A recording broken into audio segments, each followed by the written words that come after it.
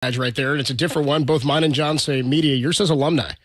Which is different. I mean, they keep everybody close. So what percentage or what amount of guys who you were talking to, and this I think says a lot about this organization, you said it was about injuries. We're talking about this team's injuries and this team. Like, how much of the conversation did you have surrounding this 49er team and not just memories? Because it seems to me that so many of the guys who leave this organization stay tied to, I got to watch that team. Brent Jones comes on with Tom and I every week, and he's not missing a minute of 49er football. Yeah, I mean, I think you always follow it. I mean, and Mr. DeBarlo is here this weekend. Of course. He was there. He was there last night. So, he's always preached the family thing, and it's all about the family. A lot of these guys don't live here in California. A lot of these guys are back in Texas or back in the South, and, they still follow the 49ers, and they still talk about the 49ers, especially, starting off and going to 2 Super Bowls, and losing those 2 Super Bowls. There's a lot of conversations behind that. There's a lot of conversations around Kyle Shanahan, the way the team started, losing the 2 games back to back. So a lot of conversations about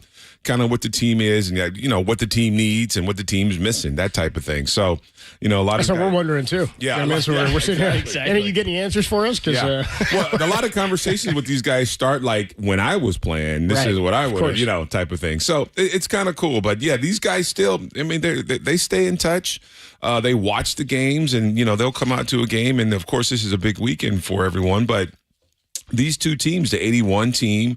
In the 88 team, I mean, those were 2 fantastic seasons, and you beat Cincinnati in both those Super Bowls, and you come back and beat them. So it's kind of a special time, but it's always good to talk to these guys. And I'm falling into that thing now where I'm 55. I'm maybe one of those old dudes now, so it's kind of interesting. I'm an old alumni now. I think it's awesome. I think the whole thing is cool. Celebrating these guys. I think that having this history. The one thing is you're talking.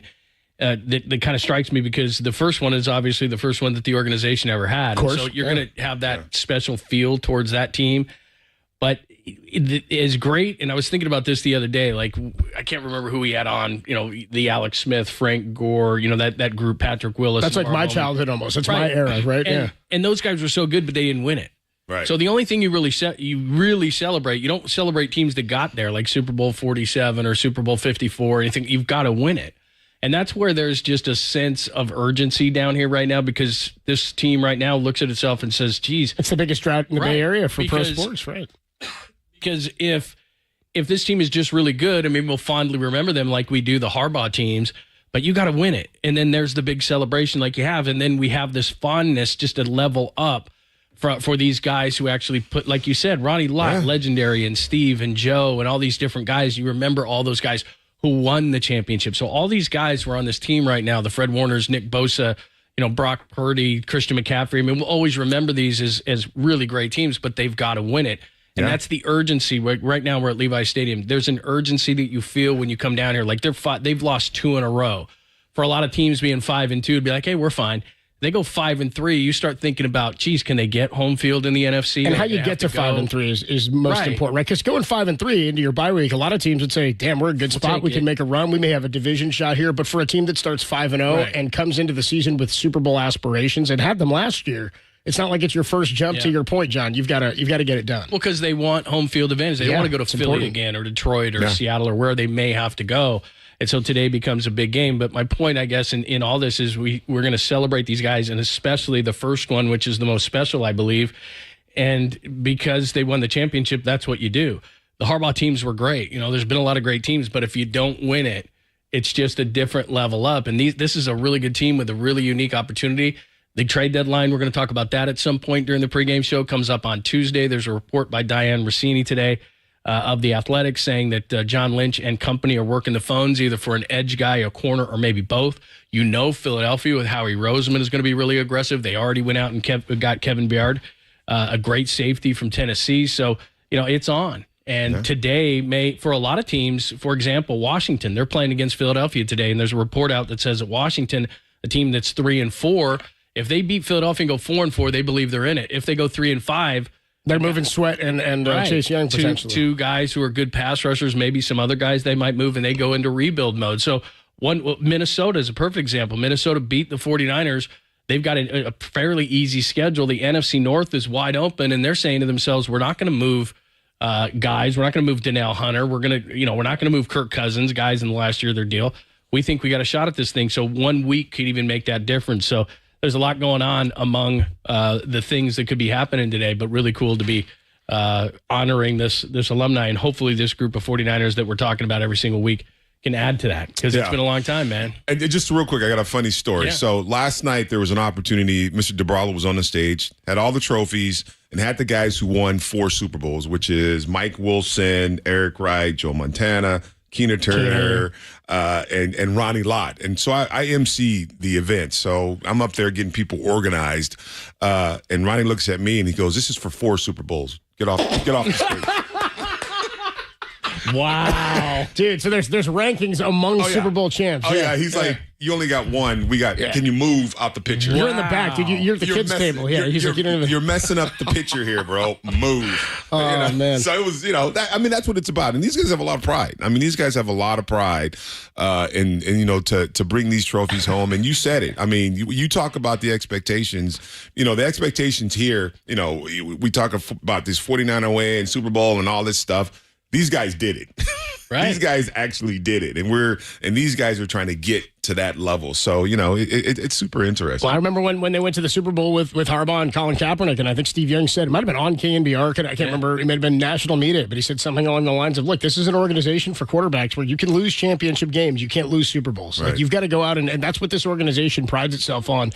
And something about, and to your point, John, before we get out here, take a break, and then get into to week 8 here against the Bengals, that was the first championship for the city of San Francisco, right? Giants had come in 1958. They hadn't won one. The Warriors hadn't won here in San Francisco or in the Bay Area yet. And then since they last won, the Niners in 94, of course, the winter in 95, like early part of that year, they've not won another one. So they're now the longest tenured team in the Bay Area without a championship. Wow, multiple titles won for everybody else. Yeah. You know what I mean? A's excluded, of course, but they may not be here much longer. So an opportunity, you got to get there. You got to make it based on Dennis's story there. You don't want to be the guy at the table who's like, "Hey, I got no rings, but all these other guys got 3 and 4, right?" I got one, and I'm not welcome to the table. Yeah, you're like you got an invite to the party, Dennis. Like you're, he's like, "Get off the stage, dude." Easy, bro. Step away. It's like SNL, the 5 Timers Club. Yeah, they got like Steve Martin there. He's got like 4 times, and they're making him the butler, like in the classic in the room. So good deal there. Niners and the Bengals, week 8 here,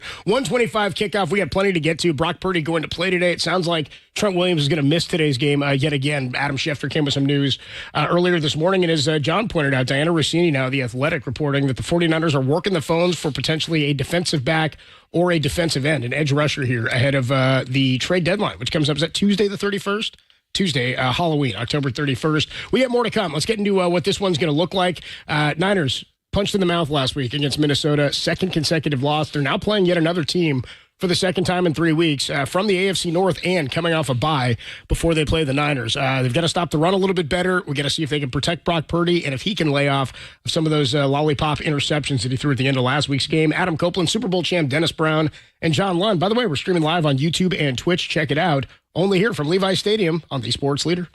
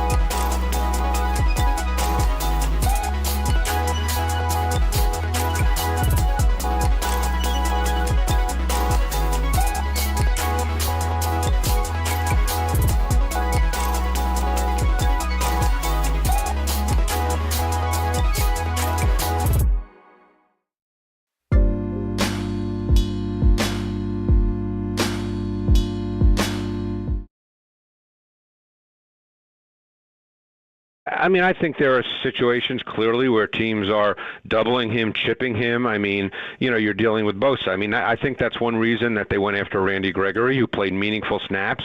Let's see how this plays out. As you guys know, sacks come in bunches as well. All of a sudden, a guy gets 2 or 3 sacks in one game, and everybody says, "Wow, that's really, he's fine." Now there were a couple of plays where he did get pressure literally as Cousins delivered the football, but there was no question that they had a plan for him and how they wanted to deal with him, which is what teams should do. He's Nick Bosa.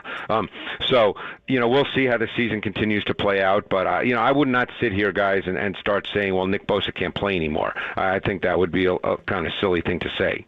Back here from Levi Stadium, Adam Copeland, Super Bowl champion, Dennis Brown, and John Lund with you. Dennis, do we have to know one-time Super Bowl champ now? I don't want to. It sounds like condescending. Well, I normally say it as a way to prop you up, like know more than all of us. Yeah, I thought it was something until last night. Until last night when Ronnie Lott told you to get off the stage, it was only with your one dinky ring, please exit the stage. That's so I don't know. I don't think I think we can take Super Bowl out of it now. Well, Dennis Brown's here with us. Dennis is here. He's no different than John and I when he's like got one. Ronnie may come in and be like, don't even say one. To Ronnie Lott, it's no different. Yeah, to Ronnie Lott, one base will be nothing, right? So it's Alumni Weekend. Going to be a lot of fun for coming out here to Levi Stadium. A lot of alumni in attendance and a little walk down memory lane as you get to see those Bengals helmets on the field against the Niners and remember the Super Bowl seasons. And maybe it's a little fire under these Niners here as a win would be big time for them heading into a bye week as they take on the Bengals who are coming in playing better football off of a bye at 3-3. The Niners now 5-2 after a 5-0 start. John, you were just saying, going in at 5-3 would be somewhat disastrous considering how you started. And a huge part of this is keeping pace with what Philadelphia has done to this point. We'll talk more about what's gone on around the league, and we'll hear from John Lynch, who joined Murph and Mack on KNBR on Friday, as he does every week. But in terms of where Philadelphia is right now, they are a game ahead. You want to make sure you're keeping pace with them. You don't want to count on a loss from them before December 3rd. They're playing damn good football. I imagine they're going to remain active if they are in Derrick Henry talks. Oh, yeah. That would be big time for them to add him to their backfield. I mean, immediately that becomes they're already maybe favorites to come out of the NFC after the way the Niners have looked. But that makes this game all the more crucial against a team that is no gimme, no cupcake here. Yeah, I think Philadelphia's going to be aggressive. They've made no bones about it, and they just picked up an all-pro safety. They fired, right? They could do more.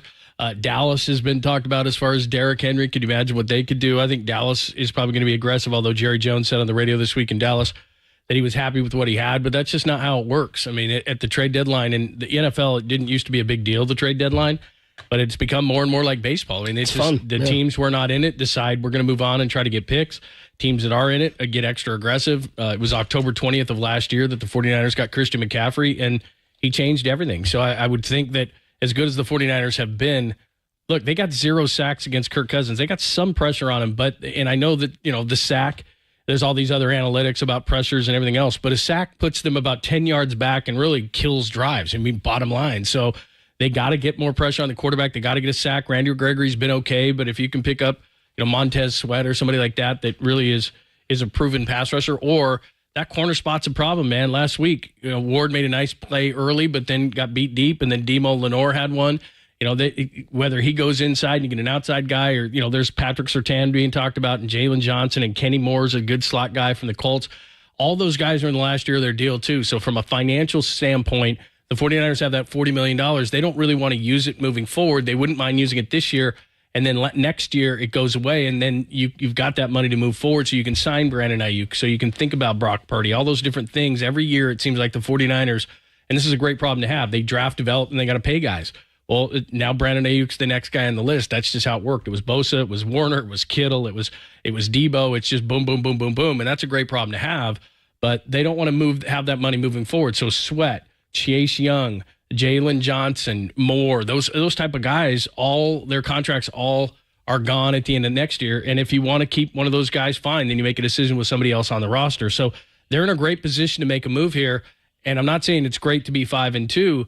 But I think what it has done is it's exposed those warts that the 49ers have. They have an issue at corner. They're not getting to the quarterback. The interior of the offensive line, if you believe Pro Football Focus or just your eyes, has not been really good. I mean, the last couple of days, or last week, for example, against Minnesota, what do the 49ers do? They get after it, and on the pass rush, they crush you with their defensive line especially, and they run the football. They did neither of those things against Minnesota. So clearly, they need to do something. Now, I'm not saying mortgage the future for it, but this organization always has their nose in something.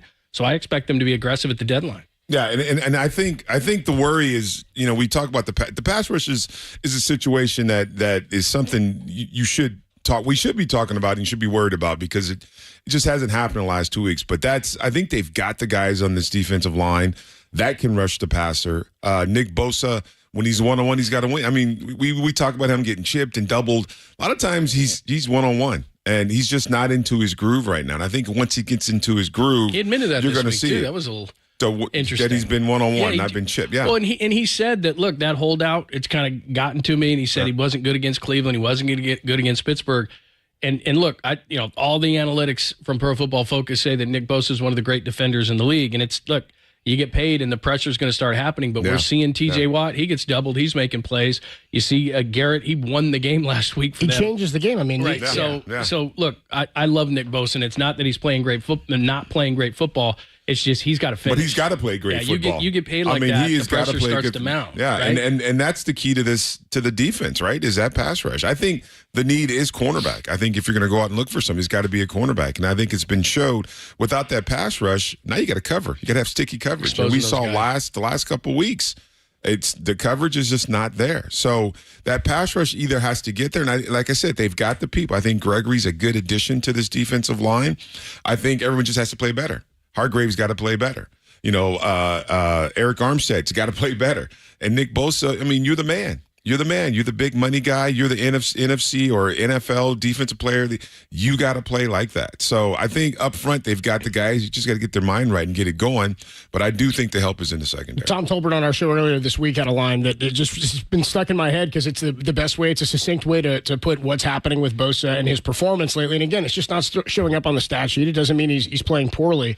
But you're not getting what you're paying him to do, and that's hit the quarterback and knock guys down. And again, teams are game planning for it. I mean, it's like you think about cornerbacks a lot where, remember like Nnamdi Island, where guys would put, or Revis Island, Nnamdi Asum, where guys who played on one side like that, once they got paid as DBs, their numbers sort of went down because it's like, well, they're just not going to throw over there anymore. Richard Sherman, kind of the same thing until after the injury when he comes here. But Tom was saying that players who make the amount of money that Nick Bosa makes are different. And right now, he's not playing different than a lot of other players in the league. And this is what you're paying him to do. This is what great players do. They rise to the occasion. And I'm looking for a huge performance today against a team that does have defificiencies. I mean, Joe Mixon has not scored a rushing touchdown yet this year. This team allows 5 yards per carry on the ground. They're one of the worst in football in that arena. So for the Niners, who are coming off of a bad run performance and a bad defensive performance, really two poor defensive line performances, you've got to turn that around. And I'm looking to fill up a stat sheet today from the D-line perspective. Well, yeah, and by definition, a defensive lineman that's what you do. You rush your quarterback and you hit people and you make tackles. That's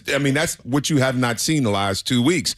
Now, for a guy like Nick Bosa, it's a different level. I mean, you get after the quarterback every single play. That's the expectation. But as a defensive line, you stop the run, which they've done before, but they haven't done in the last 2 weeks. And you rush the passer, you pressure the quarterback, and you make it easier on your secondary. And that's the definition of a defensive line. You just haven't gotten the last couple of weeks. But you do have the guys up front that can do it. Yeah, there's no doubt. I mean, look, they have invested in this defensive line. Nick Bosa's a number 2 overall pick. Eric Armstead's a first-round pick. They gave Javon Hargrave a lot of money. Randy Gregory got a big money contract in Denver. I mean, these are talented guys who have done it before. It's just they've got to pin their ears back and get going. Let me ask you this. Steve Wilks, we can go back to this play, the play before the half. We talked about it in the postgame ad nauseum. We talked about it when you joined us on our show with Papa on Tuesday. But is it from what you're seeing, is it taking a minute with Steve Wilks? Because Nick Bosa kind of after the game was talking about, some differences that he's maybe struggling with. Steve Wilks apologized for that play. Guys have kind of rumbled that it's taken a minute. Nobody's ripping Steve Wilks. They're just saying it's kind of taken a minute. No, we are. We're ripping Steve. Well, they kind of are. We're ripping him. But the thing that I find to be interesting is, tough way for Steve, they went from Saleh to D'Amico, and it seemed like that was fairly seamless. Maybe I'm misremembering that, but then it goes from D'Amico to Steve Wilks, and he's a guy from the outside. And it just seems like there's some subtleties that are different. He's in the box calling the plays. I don't know if that makes a difference, but there's just something here. And it's not that the defense isn't good. It's just the defense right now isn't great. Right. But the first 5 weeks of the season, we were saying that it's been no real drop-off. So something has happened these last 2 weeks. And I don't know if it's game plan, opponents, the way their game plan in the defense. But, the first 5 weeks we had no issues, because they were winning. Right. So they're winning. The last 2 weeks has been but it's been noticeably it's been different the last 2 weeks for some reason. Teams have been able to run, get to the perimeter, pass the ball, a lot of big plays down the field. So something has definitely happened in the last 2 weeks. That play at halftime last week, I just think he thought his best corner was going to be able to handle the situation, and he should have. I mean, he should have just, he had to make the play. Maybe he tried to generate that pressure to get a big sack. Well, he had to. I mean, he had to. The logic behind it was still not sound. I think everybody. Kyle told you guys. I thought Kyle told you guys the best thing, which was he should have known because there were 16 seconds. Yep. Kyle said if there were 18 seconds, they could have clocked it. He said at 16. And he should have called a timeout at that point. He said he was on him because he could have blown it up. Right. But because at 16 seconds, he didn't think they could complete that pass and then run all the way down the field and clock it. He said that they do those things in practice. Their last session on practices before they do special teams. He was right. Is that. And he said so he knew in his mind that at 16, they couldn't have run down and clocked it. So my thought is, and Deshaun Gibson came on and said he was the crosser. Powell came in the crosser for Minnesota. So the safety was going to be deep. Was told to take that crosser in the middle. So the point is that if he catches that ball and Gibson is back there and he tackles him, they don't even have time to clock it and get a field goal because Kyle said that there had to be 18 seconds and there was only 16. So then why are you bringing an all-out blitz? Right.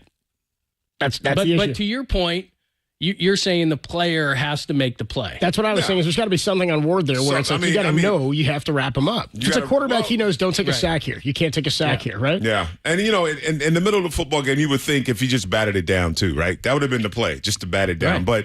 But doesn't help you. Yeah, as a defensive back, it's like, if it's there, you want to take it. You want to go get it. Sure. And he should have had it. Again, he should have had it. It was in his hands. Yeah. But then, it's still, even if they couldn't have clocked it, the score would have still been what? It was close then. Well, they missed the extra point. So even if they had gotten a field goal and he had tackled them, and essentially you're looking at a 3-point difference. Yeah. And it was also a backbreaker mentally. I mean, I thought the Niners had just, it took them, it was a tough drive to get down there and finally punch the ball. So if they score no points here, you get the ball to start take the lead potentially, right. It was a total shift in the game. I mean, back-to-back weeks now, major plays. The P.J. Walker non-fumble that was ruled intentional grounding, and then this one last week, right before the half. Two huge plays. But I think ultimately you look at the entirety of those games and you go, they didn't play well. They didn't execute. Offensively, they need to play better for sure. I mean, it was the first game of the season where they did not come out on their opening drive and score. We'll see if Christian McCaffrey can make it 16 consecutive games with a touchdown today. It's Brock Purdy is going to play. How about that? Clears concussion protocol. He is a go for this game. Trent Williams looking like he's going to miss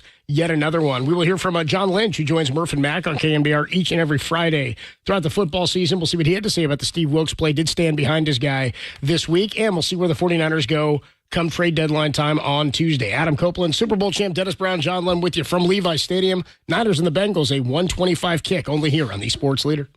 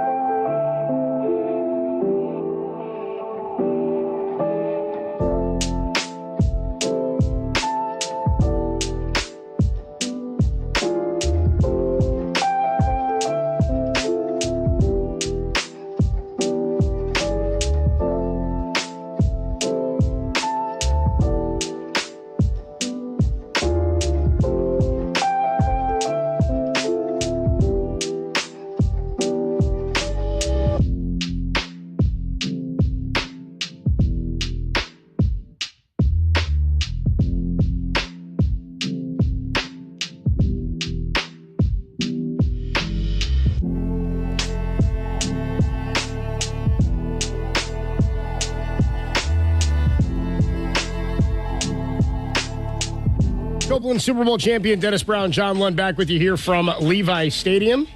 Ahead of Week 8, Niners looking to avoid a 3-game losing streak, and the trade deadline goes down on Tuesday of this week on October 31st. There is some big names out there. Patrick Surtain, potentially, of the Denver Broncos, could help in the secondary, but he would be an expensive ad, but he's under contract and young for a couple more years. Also, Montez Sweat and Chase Young are out there. Sounds like Atlanta has offered a bid on Montez Sweat, a third-rounder, it sounds like. So we'll see what happens. Niners, of course, would be at the end of any of those rounds with a draft pick. Matt Mayoko was talking about that. So we'll catch up with him and see what the value of some of these players may be and where the 49ers stand. As Diana Rossini says, they've been working the phones for a DB or a defensive end. And on that note, John Lynch, 49ers general manager and Hall of Famer, joins Murph and Mac every Friday right here on KNBR throughout the NFL season. And this week, they had him on, and they talked to him about, well, this trade deadline. And the interview started reacting to Dante Whitner's assessment that there should have been a level of concern, or there should be a level of concern for the 49ers following that second consecutive loss. I think probably what Dante's thinking is, I think this little funk we've been in for a couple of weeks was very unexpected because we were playing so well. So I think that's probably what people who have a good eye for football and kind of a pulse of our team, and we were humming along, and seemingly everything came together against Dallas, and then we go on a little road trip, and it wasn't us, and there's reasons, but ultimately those are just excuses. And, I think the first thing you said, we really can't dwell on it. We got to try to identify, and Kyle and his staff, and Kyle in particular, has done a really good job of pointing out, here's where we're missing. We're not broke, but we got to turn around really quickly against another good team in Cincinnati. So you can't really, wallow in your disappointment. You got to fix it, and that's what we've been focusing on doing.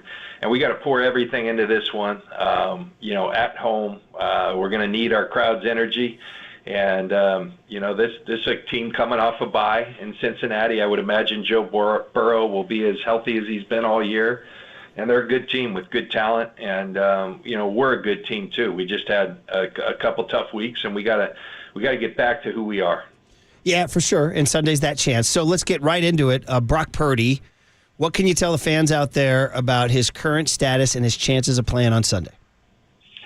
With the protocol, the concussion protocol, the league really wants us to stay out of making any prognostications. That's all controlled by the protocol. So I can just tell you that he's in the protocol.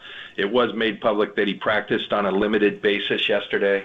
So in the protocol, we'll go through all those, steps and phases. And further than that, they really don't want us commenting. So I have to stay away from that. Okay, I hear you. I guess that would be, is there at least a way you can tell us the next part of the protocol timeline? Is that today? Is it tomorrow? Yeah, I think the next part is just to keep advancing through it, and that would entail practice today and, various other tests and things that they do. There's a lot of, with a lot of scrutiny, they've added steps to it, throughout. And I think all these things are good, and they want to be thorough. Believe me, it is extremely thorough. And, he's in that protocol, and we'll just see where it ends up. If not, we really made it a priority to go get someone we believed in as a number 2 and 3 quarterback. And, we're very, we got a lot of belief in Sam Darnold and what he provides. He's played in this league at a high level, and think he's a great fit for what we do. So we got a lot of belief in Sam. And then Brandon Allen, coincidentally, who came to us from Cincinnati, is also a guy who's really impressed in his short amount of time here. Okay, so there's nothing we can do other than wait. I guess we can go back to Monday night's game about Brock Purdy. It's interesting. Is it your belief that if indeed he suffered the concussion on that sneak, is it your belief, or did he tell you that might have affected his play in the fourth quarter? Well, I mean, I think, first of all, I don't know. I just know I was on the plane. I actually got woken up, and they said, hey, I just want to let you know Brock's not feeling well. He just, he just reported some symptoms and whatnot. So they, the trainers just let us know that. And from there, we, that there goes the protocol. As to what it affected, how it affected, I don't know, because we really haven't identified it. And I'm not sure Brock's sure as to when it happened and all that. So, you go in that, I guess if there's any good news, is that he felt good relatively soon after that. And so then you have to enter the protocol, and that's where he's at and going through those phases. I'm sorry to be vague, and I'm not trying to be evasive. They just, after the Tua thing last year, there's really been an emphasis on not getting into trying to make prognostications. It's strictly the protocol, and we gotta follow that. For sure, understood. Yep. And we'll just sit and wait. I mean, this is one of these. Hope for the best. Yeah. In a John, in this world of, tweets fly every second. People want their answers right now, and this is not one of those situations that suits that. It's going to take time. Yeah, that's right. That's right. Pack your patience, everybody. That's what we would say. John, you mentioned Darnold too. So that's all good. Now, the other side of the ball is where I wanted to get to right away, though. I'm curious as to, it seems like there was a lot of talk about that blitz call at the end of the first half, to the point where Steve Wilks actually publicly apologized for it yesterday, and Kyle Shanahan mentioned it on Wednesday on his press conference. I don't know. Is it too much? Is there something? I mean, is there any reason 49ers fans should be concerned that there's this much focus on that call? And does it, I guess the question would be, does it indicate that there's a lack of trust in Steve Wilks? Absolutely not. To the latter question, I think one thing that hopefully everyone's realized and appreciates here in the Bay Area, and Niner fans faithful wherever they're at, they've got a head coach who's one of the most blatantly honest people you'll ever meet. Now, if you could have been inside our room internally, he would tell you, and all our team would tell you how much belief he has in Steve, and that was communicated as well. But both things can be true. You can have a ton of belief and not like a particular call, and he wasn't trying to put, even on that quote that was pulled, where he definitely should have called that. There was a ton of context on why Steve might have called that, and the chain of events that led to it, and that he does have a ton of belief and all those things. So we're squarely behind Steve Wilks. We made a great hire at the time. We believe that even more strongly now, and we'll work through this. These things happen, and it's we just got to play better, and we got to play better with our core fundamentals. I mean, if you look at, to me, we're a team, first of all, driven up front, but up front, sacks, pressures, all those things.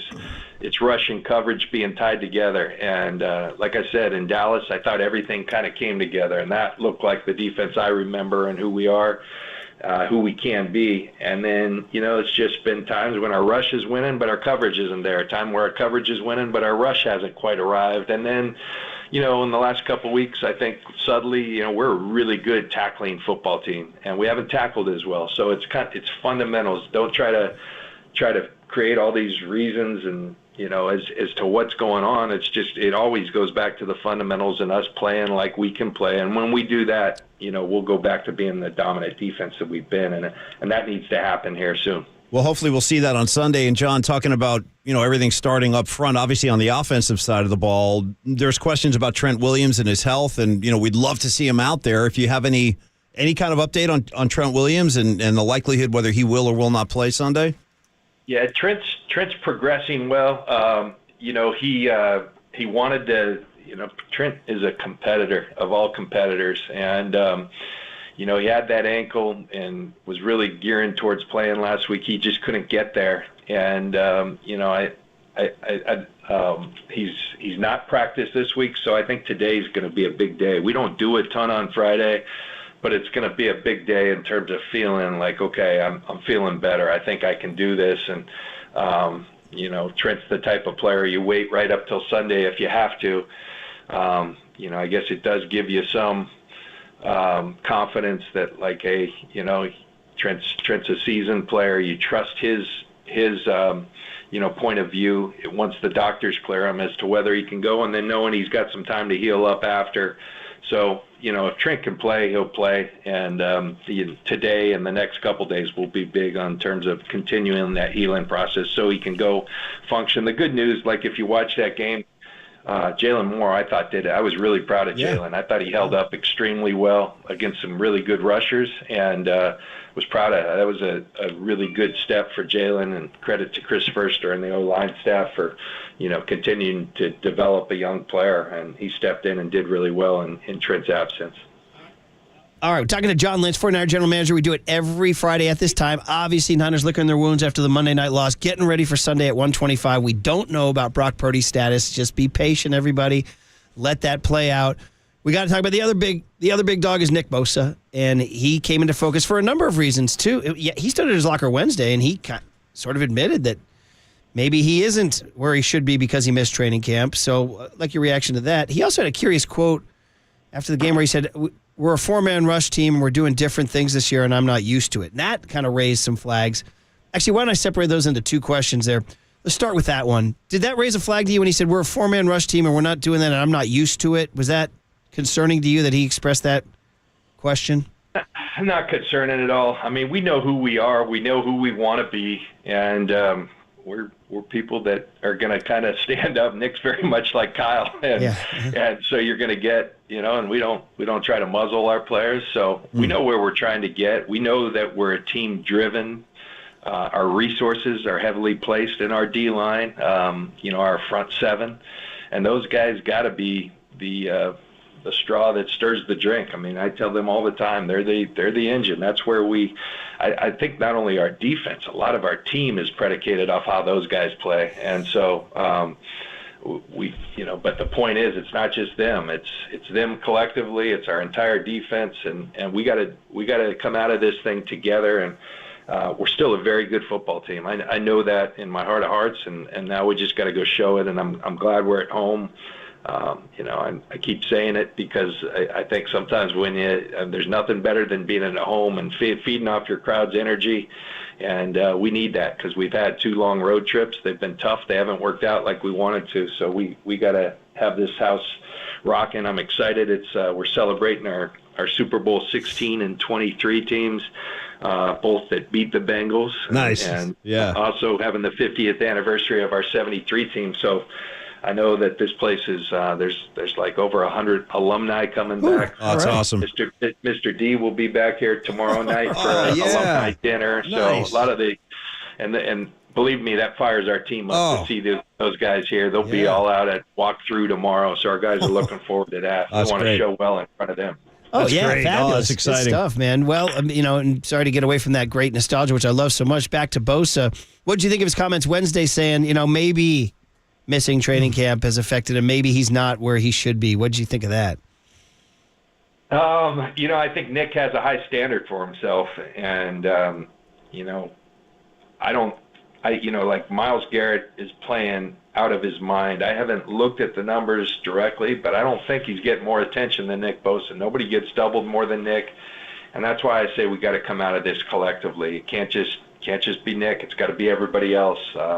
And our D-line they know the challenge. They know the responsibility of them being the group that kind of drives this thing, and I expect for them to play great. Now, I will tell you, when you look at Cincinnati, they probably get rid of the ball as quickly as anybody in our league. The numbers dictate that, so that doesn't always translate into sacks, but you got to affect the quarterback, and you got to move him off his spot. You got to harass him, and that's what we intend to do, and that's what we need to do to be successful.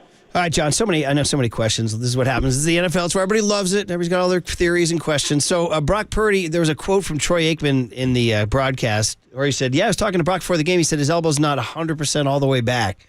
That got people going. Is there anything you know about that? Is it not 100% all the way back?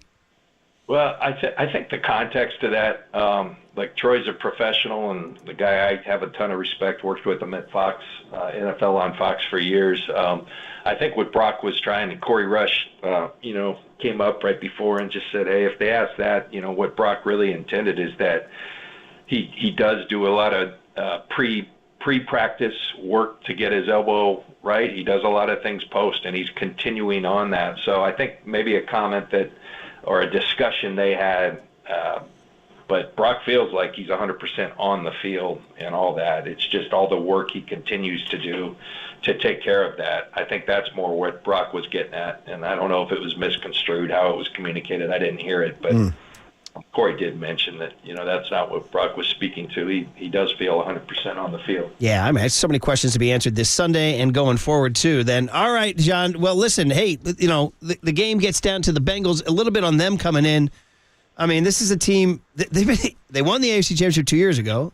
They were a late hit penalty away from they were right there last year. The Chiefs to overtime again. And, they started slower, so I think people forgot about them a little bit.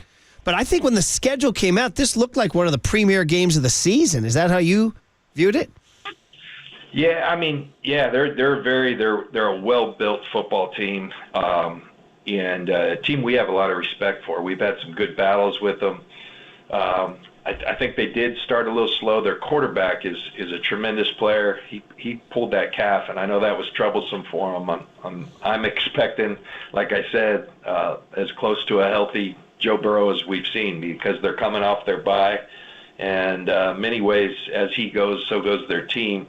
I think their team's kind of hitting stride. So we got to expect, that we're going to get their best. They've got some fantastic players. I always, when you look at receiving cores around the league, Jamar Chase, T. Higgins, and Tyler Boyd, I mean, that's as good as it gets in terms of a trio. And, Joe Mixon, their running back, their O-line's playing better. The defense is very well coached and sound, and they got some guys who can finish at the quarterback. So definitely a big challenge, and we're going to have to play well. We asked you this the last 2 weeks, but this is the last Friday before we get to ask you. The trade deadline's on Halloween. Are you going to go in costume as Trader Jack McKeon? Look at this. You know what I mean? Look at this guy. Yeah. We shall see. Like I said, we've been doing our work, and I think that's our responsibility to do our work, to see what's out there, and talking to a lot of people. We'll see where that goes here. We got to really focus on Cincinnati, and everyone pouring all their energy to having a good outcome there, and then we'll see where that goes by Tuesday. As I've said many times, certainly not afraid to dip our toe in there. If it helps us, but that's the key thing. It's got to, this is our team really, and if we can help it, we'll make a move to do so, that can come in a variety of ways. So we'll see. Yeah. Tuesday, I guess at 1:00 our time. All right, there you go. There's John Lynch from the Morning Show with Murph and Mac here on KNBR, the Sports Leader. John Lund, Dennis Brown, and Adam Copeland will come back. We do have some news on the trade deadline front. That's what John was just talking about with Murph and Mac. We'll do that, by the way. That was Friday, and each Friday you can hear John Lynch.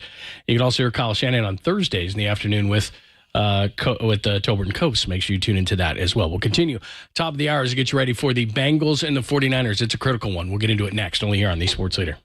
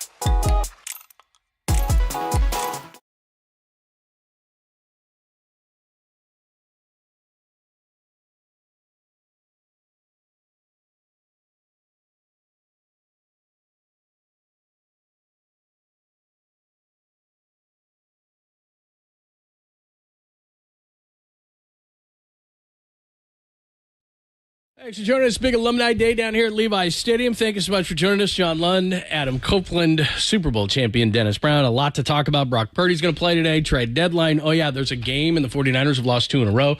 So obviously this one is huge. You can check us out on YouTube and Twitch. Make sure that you stop on by and start the conversation there.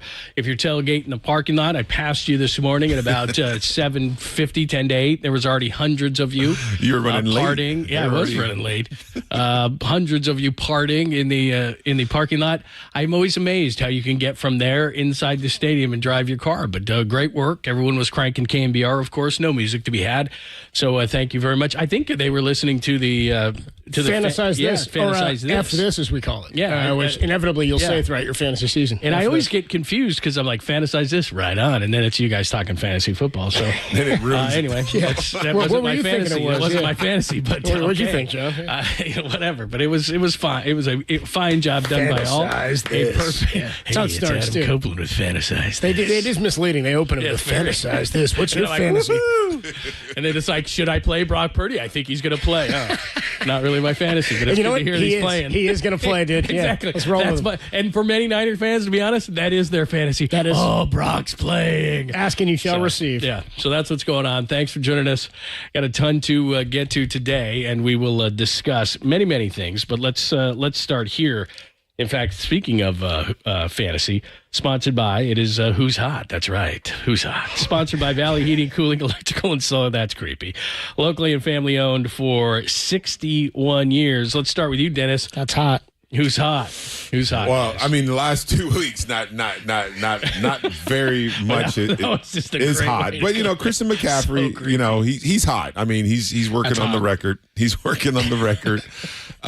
He's a guy that he's been in the end zone. What is it? 16, 17 times consecutively in games. So, he's running hot right now. And if he can do it again, I think he breaks a record today if he gets in the end zone, correct? Yeah, he'll set the record for touchdowns from scrimmage. But I think is he tied right now? Yeah. With Lenny Moore, right. Yeah. What's amazing about this dude is, so last week we're like, he's going to play. Not only did he play, he played every snap. Yeah. He's done that twice this year. It's wild, man. It's like either he's just so indispensable. And remember, they got him a year ago, October 20th, they get him. And he plays a little bit in that Kansas City game, but then it was the Rams game where he really took off. But in a year, and they've got good running backs behind him. I mean, it's not like Elijah Mitchell's a bad player. It's not like Jordan Mason's a bad player. But it's just like he just does so many things, not only as a running back, but as a receiver, or if he doesn't even get the ball, he attracts so much attention. It's just amazing. In a year, it's like, not only can we not live without him, he's got to play every single snap. And he just, in the age where we are, where it's, running back by committee, certainly with most teams, it's amazing. Death taxes and McCaffrey. I mean, that's it for the Niners. Yeah, and without Debo now, I mean, I think the offense is a lot different without Debo. And I think they really depend on Christian McCaffrey to kind of fill that void a little bit because it's a different offense without Debo. And I didn't think it was going to be a big difference, but it is. It did look last week like that was a game we talked about it on the postgame where we thought Debo could have made a difference in that game. And you're right. Then Christian McCaffrey has to shoulder a lot of that load. And as John pointed out, how much money has been spent now in fines against hits on McCaffrey this year? It's a ton of money. Teams are hitting him a little bit different. Let's get into this one, and let's get into what happened last week. How did the Niners turn things around from the way the defense performed in last week's game? Of course, the big play at the end of the first half, the 60-yard touchdown to Jordan Addison on the all-out blitz there, the zero blitz, where they sent 7 guys, and it did not go well for the Niners as they lose their second consecutive after scoring 30 in their first 5 games, 30 or more points. They've scored 17 in back-to-back weeks. It's the Bengals and the 49ers Alumni Weekend, a 125 kickoff. Adam Copeland, Super Bowl champion Dennis Brown, and John Lund with you. We'll get into the big question for this one as Brock Purdy is going to play. We'll talk about it next, only here on the Sports Leader.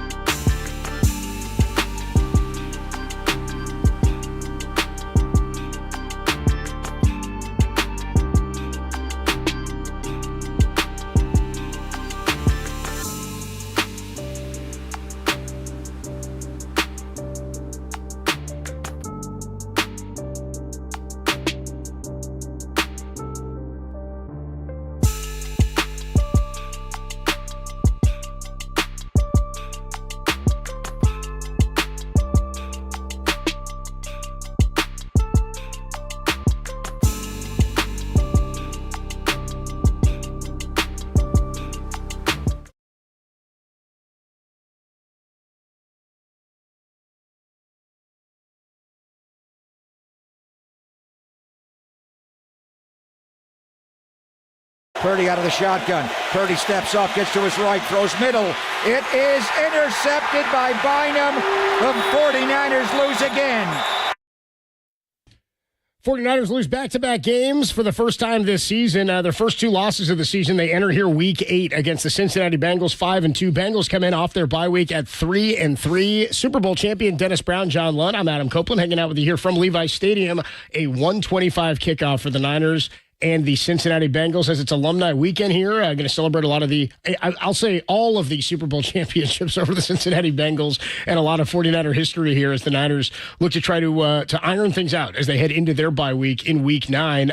Last week, tough game for Brock Purdy in the fourth quarter. He started the game with sharp 16-19, quarters 1 through 3, 214 yards and a touchdown. And then in that fourth quarter, 5 of 11, 58 yards, 2 interceptions. You said it at the end of the game last week, John, when we were in the postgame, that you can't make plays like his biggest asset is the extension of Kyle Shanahan, his brain from the sideline to on the field. He does not make foolish mistakes. Now, you can look at some of those plays and going back and reviewing a couple of those for Brock Purdy last week. Sure, there was one where maybe Juwan Jennings gave up on a route there, but a couple of those throws that resulted in interceptions now for back-to-back weeks, an interception on that drive that where you could have come back there and won the football game.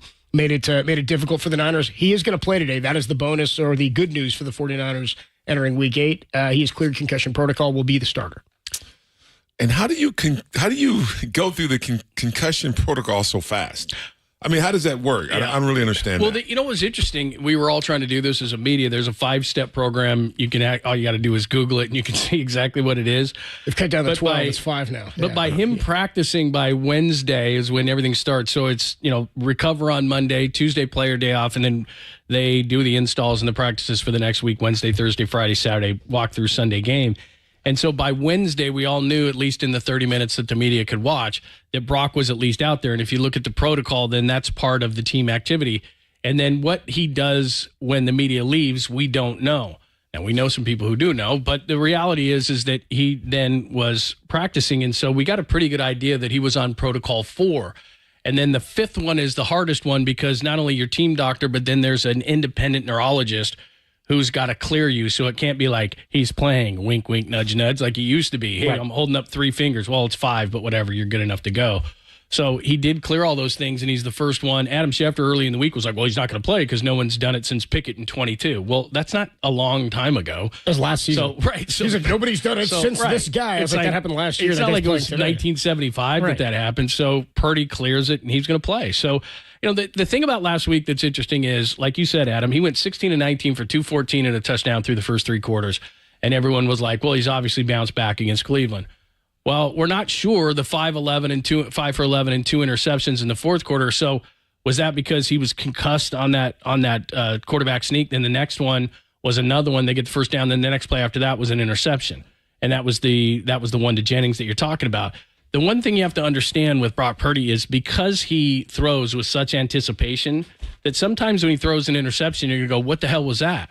Well, he lets the ball go a lot of times before a guy he's throwing to a spot. So before a guy even turns a lot of times, he's making the throw of where he's supposed to be. Well, Jennings was supposed to be in that spot. So Kyle said after the game, the ball got away from him. I'm not sure that the ball got away from him. I just don't know that Jennings was in the spot that Brock thought he was going to be. And to just understand, and Dennis can attribute this better than I can, but there's a bunch of guys trying to kill you. You got about 2 seconds to make a decision, and you've got to be on the same page as the receiver, and there's 3 or 4 of them out there, and you're going through these reads, and you say, okay, this is where Juwan Jennings is supposed to be. That's where I'm going to throw it.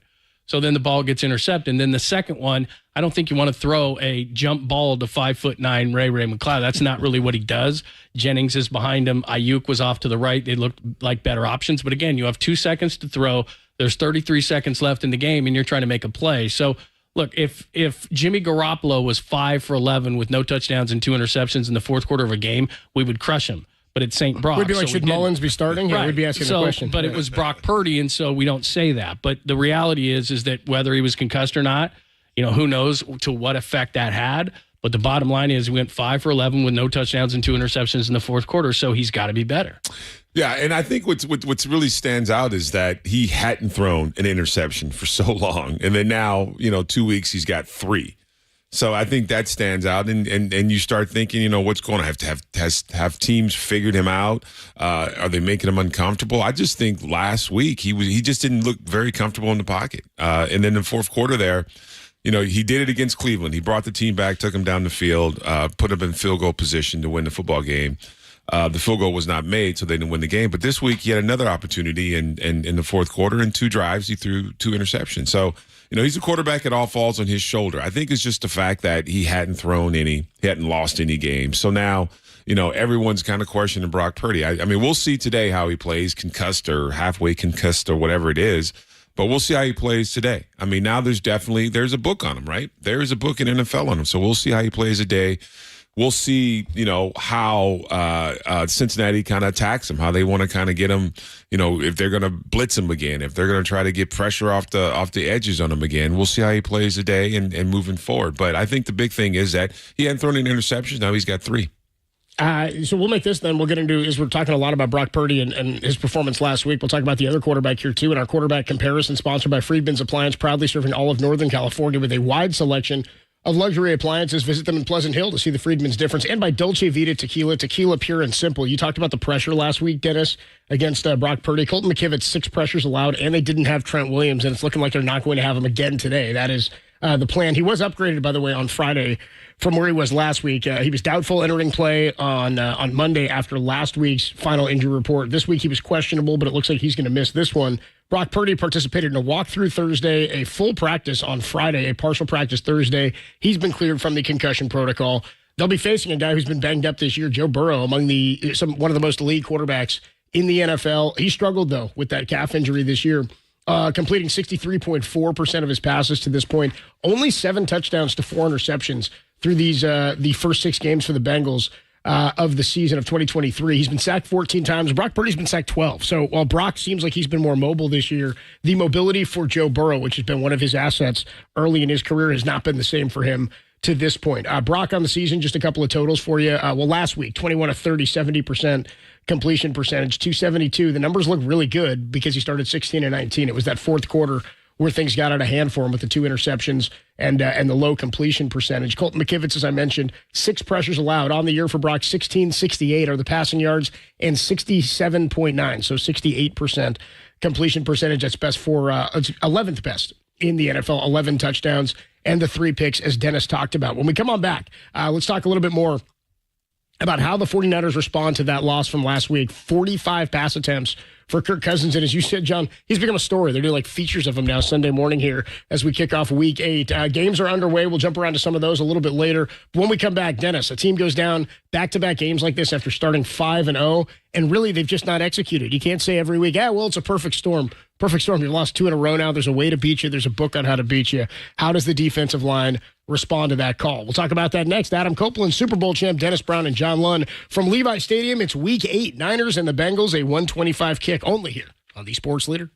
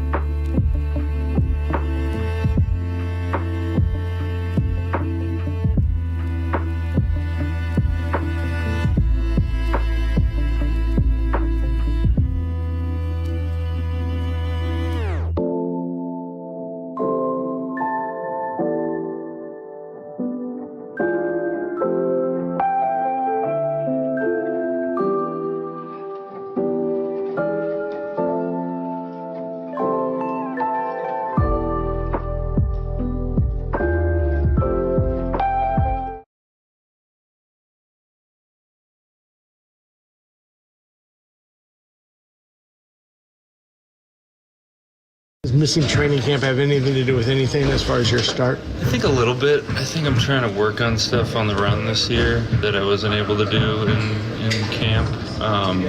So those games that I mentioned, the two, I think I was thinking too much because I was trying to add something to my rush plan, which is not what I want to be doing during season. I want to be locked in on what I do best and just doing it throughout the whole year. But there's no excuse at this point for that. At the voice of Nick Bosa, from his lips to our ears, there was missing training camp a factor. Yeah, I think so. I mean, that's kind of what it felt like to this point. Is we're waiting for him to start to fill up the stat sheet, and I'm looking for that today. As the defensive line is where it starts and ends, I think, for a lot of people with the 49ers. That is their calling card. It's where they've poured a lot of their resources and assets in trying to become an elite team and a Super Bowl champion. We know the offense will execute and come around. The defensive line is where it sets the tone, Dennis, because we're talking right now about, well, where do you go and get help? We've talked to Tracy Sandler last couple of weeks from Fangirl Sports Network. She may stop by on the postgame show today, but it's about, do you go after a defensive end, another pass rusher, or do you go after somebody in the secondary? You can solve both of those problems by getting a defensive end, right? That takes a lot of that pressure off, right, Dennis? Yeah, but you've got a lot of defensive ends, though, right? I mean, there's a lot of guys in that defensive room. You got Farrell, you got Drake Jackson, you got Gregory now in there. There's a lot of guys in that room. So somebody's got to start, like I said, someone's got to start getting to the quarterback. Someone's got to start getting home. Someone's got to start, these one-on-ones, everybody's not double team. We talk about Nick Bosa being chipped, double team, triple team. Everybody's not getting double team and triple team every snap. Somebody's just got to get home. And I think they've got the guys in that room that can get to the quarterback. I mean, not sacks. This defense is predicated on the pressure, getting quarterbacks off their marks, getting them scrambling around, make them make bad decisions, make them climb the pocket, and throw some picks, give up some turnovers. So, I think they've got the guys in the room. I think for some reason they're just not getting home, and I don't know if everyone's waiting for Nick Bosa to blow up, and whatever it is, it's got to happen. And I think this is a game for it to happen because this is an offensive line, the Cincinnati offensive line, that you can kind of get after. And if you get some hits on Joe or Burrows, I mean, he'll throw you some picks for sure. And he's kind of beat up a little bit. He's getting better, but he's still kind of beat up. But I mean, the secondary I think it's always going to be whoever's in that slot in the cornerback on the other side of Travaris, because Travaris is probably your best cornerback, and he had a tough game against Minnesota. So, he may have been exposed a bit with those double moves. So I think it's got to be secondary. I think you've got the guys in the room. You just got to get, light a fire under their butts and get them to the quarterback now. I think what may help them this week, and it's been a long time since this happened. The Cleveland game a week ago when we were doing the pregame show was kind of like, hey, that's a one-off, and the schedule, or the weather was tough, and the Browns defense is really good. So you go into the Minnesota game, and it's no disrespect to Minnesota, but you looked at it on paper and you said, okay, they're going to get home. Kirk Cousins doesn't play well on Monday night. They don't have much of a running game. You're going to win this football game. You're going to get back on track. And all of a sudden, Kirk Cousins have a rushing touchdown this year, right. Madison, right? Kirk Cousins throws for 378. You don't get a sack. They're able to run the ball early, and all these. Now, all of a sudden, you'll relate to this, Adam. As far as betting tickets are concerned, the number 2 betting ticket in most bets is the Bengals +4, and the most money this week bet is the Bengals +4. So all of a sudden, the bandwagon of the 49ers, which was riding high 2 weeks ago after they beat Dallas on a Sunday night, all of a sudden everybody's jumping off it. You're hearing everybody talk about, the Bengals are going to come in here and win. These guys are hearing that. I'm not saying that this is the exact motivation. I'd be absolutely shocked if they didn't dominate this offensive line. And again, you've got to beat good teams and you got to beat offensive lines, but Minnesota's 2 tackles and O'Neal and Darrisaw last week played a really nice game.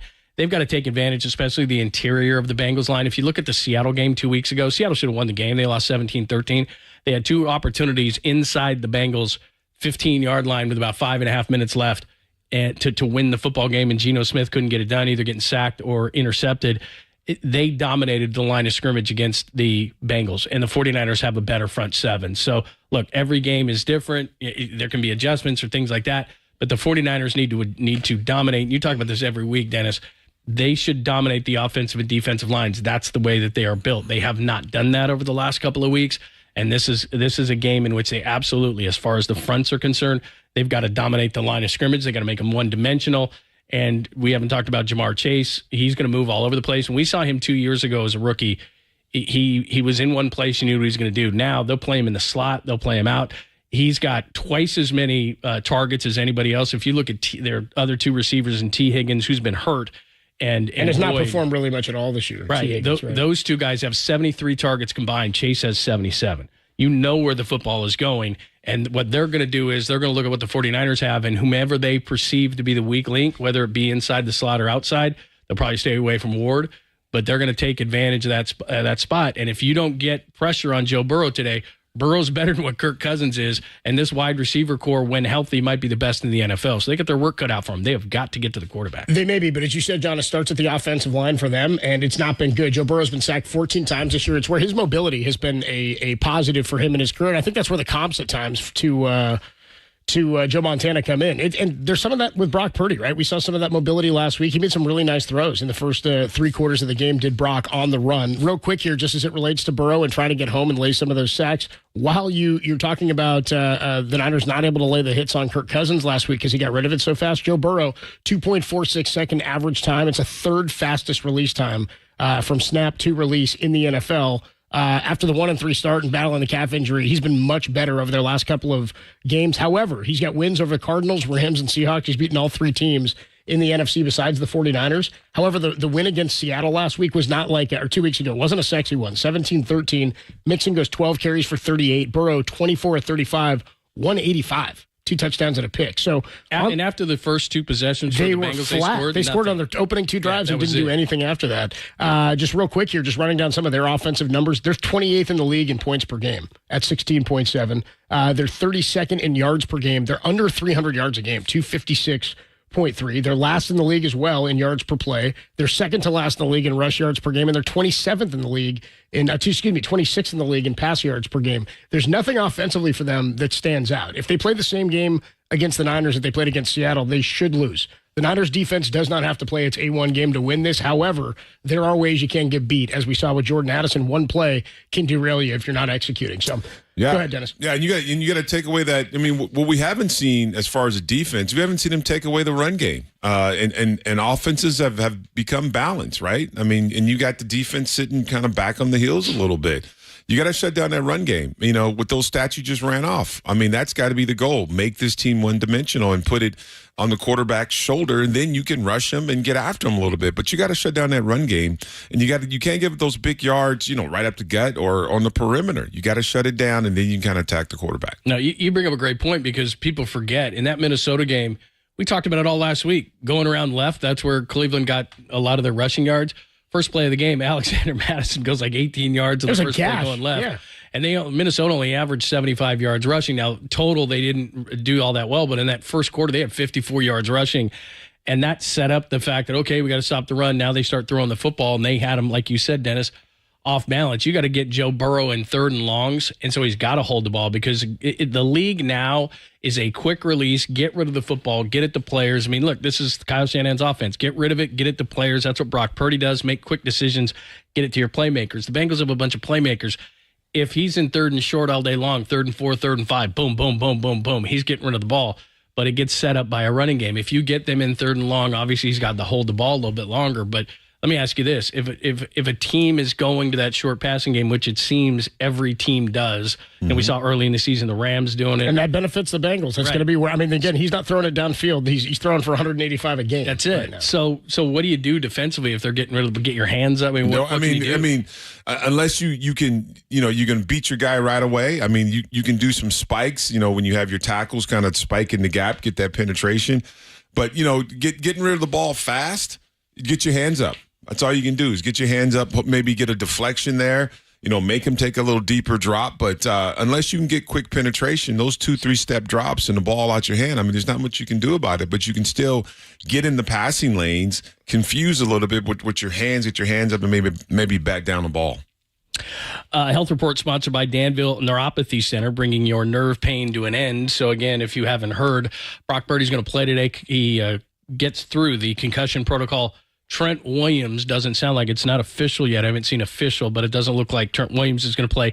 Jalen Moore, I got to give him his props, played surprisingly well, at least to me. against Minnesota last week. And you're what matters. I mean, of course. You've had your beef in the past, you and Jalen. Look, I had seen him in the past and wasn't overly impressed, but he did a nice job. You got to give him credit. The one thing I would say, well, this is a health report, so we'll do that about the interior of the offensive line a little bit earlier. In the right side, later. by the way. But Deebo Samuel obviously not going to play, and you talked about Deebo. So after the bye, they get Deebo back. Hopefully they get Trent Williams back. Dre Greenlaw still a little bit banged up. He's expected to play, so there is your health report. There we go. And then you mentioned Trent, so we're all good there. We are going to catch up. We'll see if we can get some more information on some of this health stuff with our 49er insider, Matt Mayoko, who's going to join us when we come on back here from Levi Stadium. It is alumni weekend. Niners. How many alumni are here, Dennis, did you say? Because you guys had a big party this weekend. Joe Montana's here. Bartolo. It's about 100 alumni here. 100 former 49ers are here on hand today to watch them.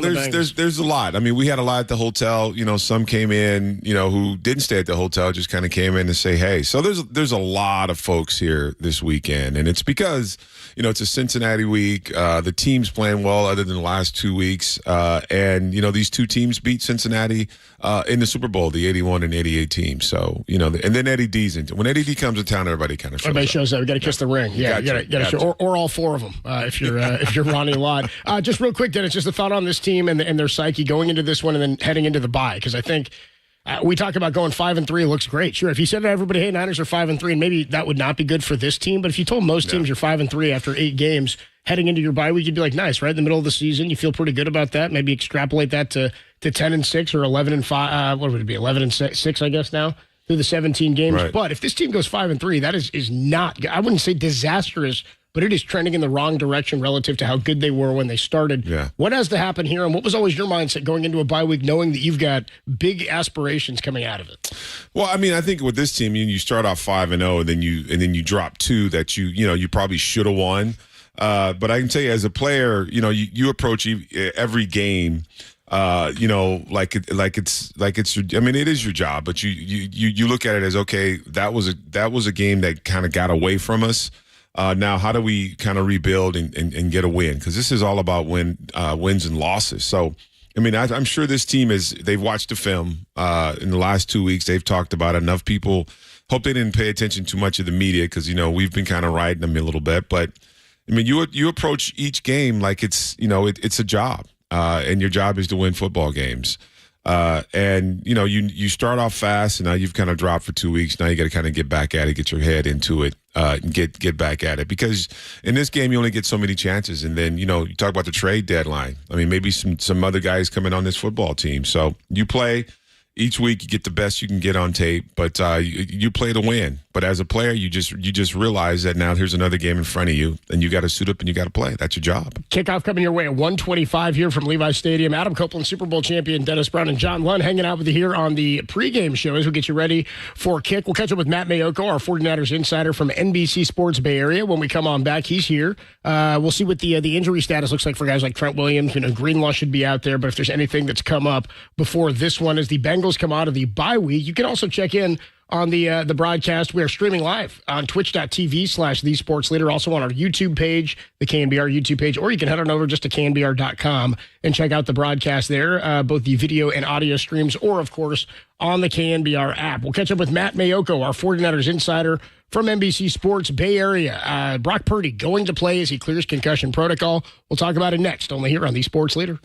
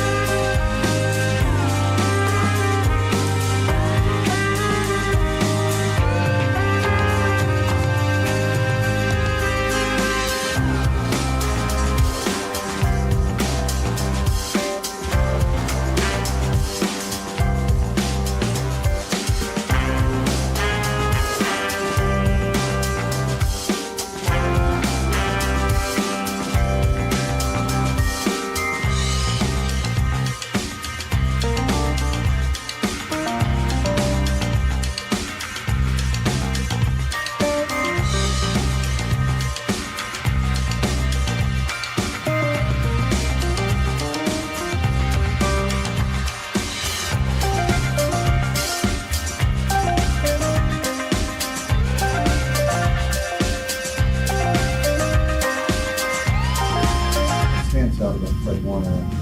And he's fast. He's got really good ball skills and zone coverage. So you always got to be aware of that. He flies around, makes big plays. Feels like he's always around the ball, getting tips, creating big plays for their defense that not a lot of linebackers can make. So you always got to be alert for where he is. He's going to make plays. You know it. You just got to move on to the next one. That was Bengals quarterback Joe Burrow talking about Nick Bosa and what he's got to be aware of. And he's like, I'm more aware of my offensive line and how leaky he's been with Nick Bosa on the other side. Niners looking to pick up a sack as they did not in last week's game. Kirk Cousins got rid of it pretty quick, and Joe Burrow does it at the third fastest rate in the NFL. Here to talk about that, among other things regarding the 49ers and the Bengals today, Matt Mayoko, our 49ers insider from NBC Sports Bay Area. We'll go up to the broadcast booth. What's up, Matt? How are you, man? I'm actually down on the ground level in the press room. I didn't make it up to the press box to the booth today. Down by the locker room, checking out guys as they're coming in, posting videos on my IG account. So, I saw your Trent Williams. That's weird, Matthew. Yeah. That's weird. Yeah. Watching guys come in the locker. Are you like, what are you hiding? Hey, I'm telling you, it's about clicks, man. When you put up the Brock Purdy, I bet that gets 1 million. Yeah, I do although I didn't see Brock Purdy come in. He might be coming in right now. But yeah, I dress as a tree and I just kind of move around. And wow, that tree, it's weird. It's growing inside. It is. Matt is weird. It's pink samples of the over here, Trent. Where? It's growing on concrete and it moved in the last 15 minutes. Wasn't that a tree on that side before? And Trent, maybe I'm wrong because I did see your Trent video and it's Hollywood quality. But it's not like he's moving well, so he's doubtful, right? Or maybe out. I think the plan is for him not to play. He has not practiced in 2 weeks, so I would be really, really surprised if he plays in this game. I know the plan was to get him out there, have him go through some stuff, but I think that.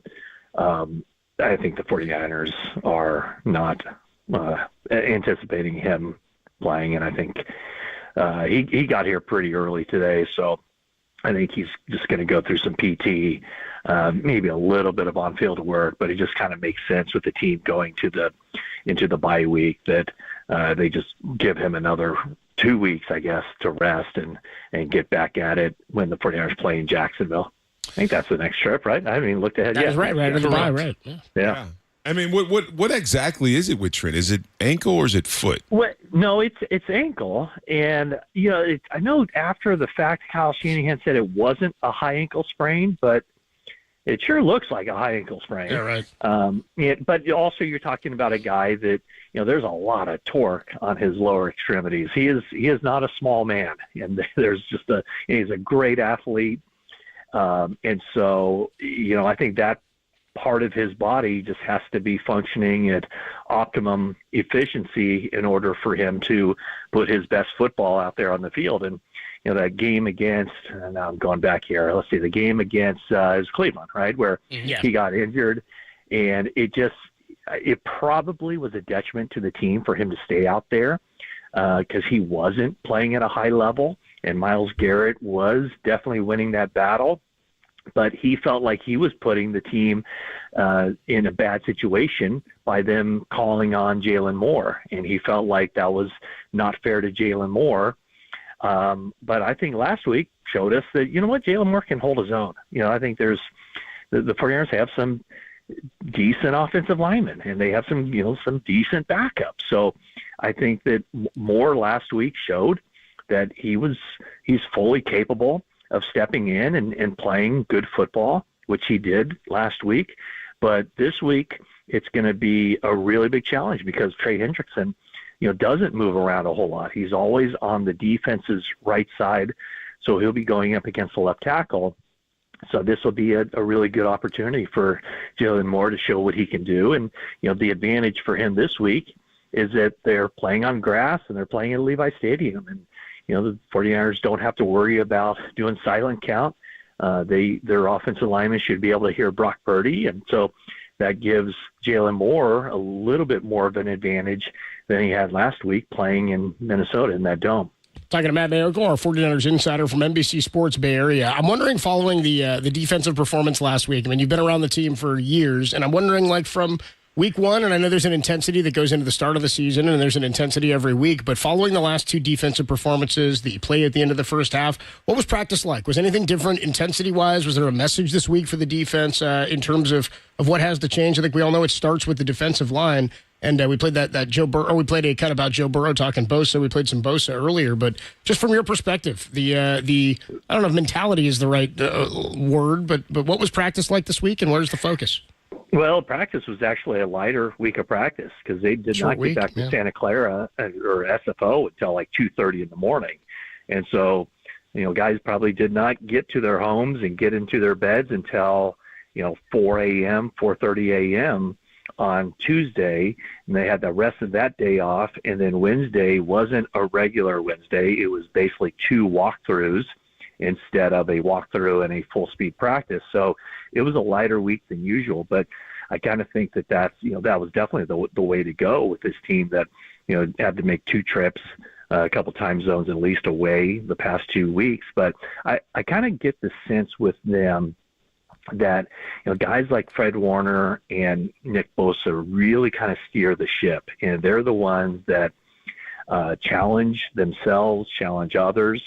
And so I would be really surprised if you do not see this team flying around.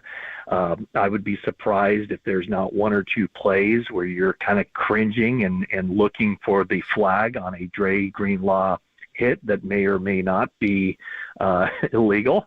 And so, I mean, I think they're going to be really fired up for this game. Not that they aren't for the others, but what I'm saying, maybe bring a little extra juice just because the defense has been put on notice and their defensive coordinator has been put on notice. And I think that the defense kind of looks at what happened, especially at the end of the first half, in that, I think everybody agrees that was not a great play call from Steve Wilks, but the mentality of the guys on the defensive side, Warner, Bosa, and especially Charvarius Ward, is that if they had played that the way they should have, if Ward had finished that play, nobody would be talking about Steve Wilks and why did he dial up a 0 blitz with 16 seconds left. I mean, maybe we would be talking about it, but we'd probably be talking about it in a completely different light, as in, boy, that's kind of unorthodox, and I don't know how wise it was, but it turned out to be a great call. And so I think for guys like those players I mentioned and others, it's whatever the coordinator calls, then the onus shifts to them to get it done. And last week against the Vikings, whatever it was that Steve Wilks dialed up,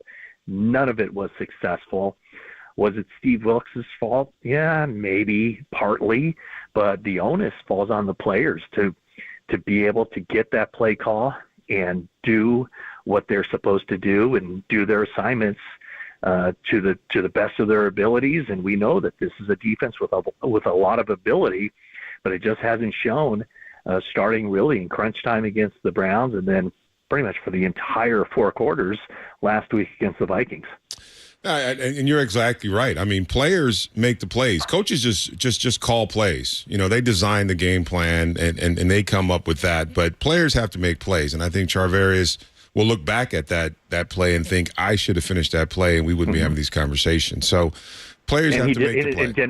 And Dennis, he did tell me that. I mean, I talked to him during the week and he was just like, people are talking about the play call, but I thought I had the interception. Right. and he almost felt like he was already thinking, hey, let's see if I can take this thing to the house. And, he gave full credit to Jordan Addison for taking the ball away from him, just like how Charvarius Ward took the ball away from Jordan Addison on the 3rd play of the game. Yeah, and, when you're in those positions, you got to make the plays. Now, my question to you is, the 49ers offense. I mean, this is an offense that's, the first 5 weeks was 30 points and more every single football game. And all of a sudden, you drop down. I mean, you play against a good Cleveland defense, but, against Minnesota, 17 points. And I just wonder, how much different is this offense without a Debo? I mean, is it that much of a difference? Is that what slows down this offense? It is different without Deebo Samuel, but I don't think that's any excuse. I mean, I guess it's a reason why, they're not going to be as explosive, but they still have plenty of playmakers to get the job done. And when you look at the Cleveland game, it wasn't Debo not being out there. It was just a number of mistakes they made. I mean, we're talking crucial mistakes on first and second down to end up, 3rd and 15. I mean, the penalties, the pre-snap penalties, the negative plays, there was just a lot that went into that. And that second half, yes, absolutely, the Cleveland Browns have a good defense, but I would almost say it was more the 49ers offense doing things negatively more than it was the Browns really pushing the agenda. And then last week, I mean, this is probably the one and only time I'll ever say anything negative about Christian McCaffrey, but that is a whole different game if they're able to cash in Charvarius Ward's interception to open the game. And they were down there. They were in position for 3 points to take the lead, and McCaffrey fumbled. And that turned into a huge part of that game. And then when you look at it, I mean, the 49ers only punted one time. So they were moving the ball on the Vikings. They just didn't make the crucial play at the crucial time. They had a missed field goal, and then, the 3 turnovers ultimately is what decided that game. So I don't know that the offense has necessarily changed or anything of that nature. It's just that they haven't made the plays when they counted, and they haven't been able to, finish the job and get things going. But, I don't think anybody is concerned about Brock Purdy and the 3 interceptions in the past 5 quarters or whatever it is. I guess 6 quarters. The one came in the 3rd quarter against the Browns. But, but all that said, I mean, this is a big one. I mean, this is not a bad team. The Bengals were kind of a pick that a lot of people made to make it to the Super Bowl. They've struggled. Their only 3 wins are against the other 3 NFC West teams, and so they get a chance to win the NFC West today if they can beat the 49ers. And and they're coming up the bye week. Similar like to Cleveland. Cleveland had a great plan against the 49ers, and they really maximized their preparation time heading into the bye week, or coming out of the bye week, I should say. So the Bengals are in a very favorable situation, or at least as much as they can be, coming to Levi Stadium to face the 49ers, because they have 2 game films that they have scoured and looked at and implemented a plan based on how the Browns attacked the 49ers, how the Vikings attacked the 49ers, and then what kind of sets up well in their minds to how they can attack the 49ers with their personnels. Matt Mayoko joining us from the field. Normally joins us from the booth, but sounds wonderful from the field as we get you ready for the Bengals and the 49ers. Remember, 49ers Talk podcast, and check out all this stuff as well. Brock Purdy, we haven't talked about Brock Purdy. He clears the concussion protocol. Give us kind of a timeline of how this worked out from what you saw, and what are your expectations, even though he didn't have kind of a regular week of practice? Yeah, it was an interesting week because basically he got into the concussion protocol a day later than, maybe even more than a day later than most players, after a game, because it was a Monday game, and then it wasn't until Tuesday where he went to the concussion protocol. And I know that, some respected national guys, Adam Schefter, basically said he will not play, and laid it out that way. But the first indication that he was going to play came on Wednesday when Brock Purdy took part in a walkthrough, and that's kind of a loophole in the concussion protocol that I did not know about, but it basically suggested that he was symptom-free. So he was out there on Wednesday, and I think everybody who covers the team on Wednesday was like, oh, this means he's going to play, because if he wasn't going to play, or if he didn't have that opportunity to play on Sunday, there's no way he would have taken any practice snaps away from Sam Darnold. And then the fact that he takes limited practice on Thursday was another indication that he was going to be available for the same reason. And then Friday, he was a full go at practice. And so it was pretty clear that the 49ers at that point expected him to be cleared by Saturday. Now, some of the finer points of the concussion protocol, I can't say I fully understand, because he had to make it through a 5-step like phases of the return to play protocol. And, it just didn't, it seemed like it was kind of, time was working against the 49ers and working against Purdy. But, that's something where the NFL, I think they take it very seriously. And a lot of it is kind of out of the 49ers' hands because they bring in independent neurologists who have to sign off on this thing. And I think generally anyone from the outside is going to be very conservative in how they sign off on a guy. So it appears as if, without speaking to Brock, because he did not speak to the media the entire week, it appears as if basically from the moment the 49ers landed and he went into concussion protocol, that his headache or whatever symptoms he was feeling completely dissipated and he felt normal the rest of the week. And then, the final test was kind of making sure that he got to that baseline area of what cognitively, where he was at when he was tested in the off season, as far as where the baseline is. So all indications are, well, he will play. He's been cleared fully. He's been removed from the injury report, and would not expect that to be any kind of factor in today's game. Just one more before we let you go, because we haven't talked about your top 5, but your number 1 was out on the field early. I'm watching video of him right now, and I don't know if he's visualizing or what he's doing, but Jake Moody, who was number 1 in your top 5 today, out there visualizing success on the field. Yeah, that's his thing. That he does that. I think he's done that for a long time. I'm sure you know that. Do it. They're laughing at me, Matt. It's like when Drew Brees would do the He's walking the field right now. He's got his eyes on watching him. It's like air guitar. He's doing like air kicks. That's what he does. And, he's visualizing success. The 40-yarder will go through. As president of the Jake Moody fan club, as you are, I would expect you to know that this is something that he has done throughout his career. Him and I both do that. So here's why I put him at number 1, is because I think for young kickers, you never really hear about a young kicker struggling like to the point of, serious discussion. Do they get rid of him or not? And then like all of a sudden the switch flips and he's fine. So he really just, from an emotional standpoint and from a confidence inside the building and outside the building standpoint, he needs to make kicks. And it's one thing to miss kicks on the road.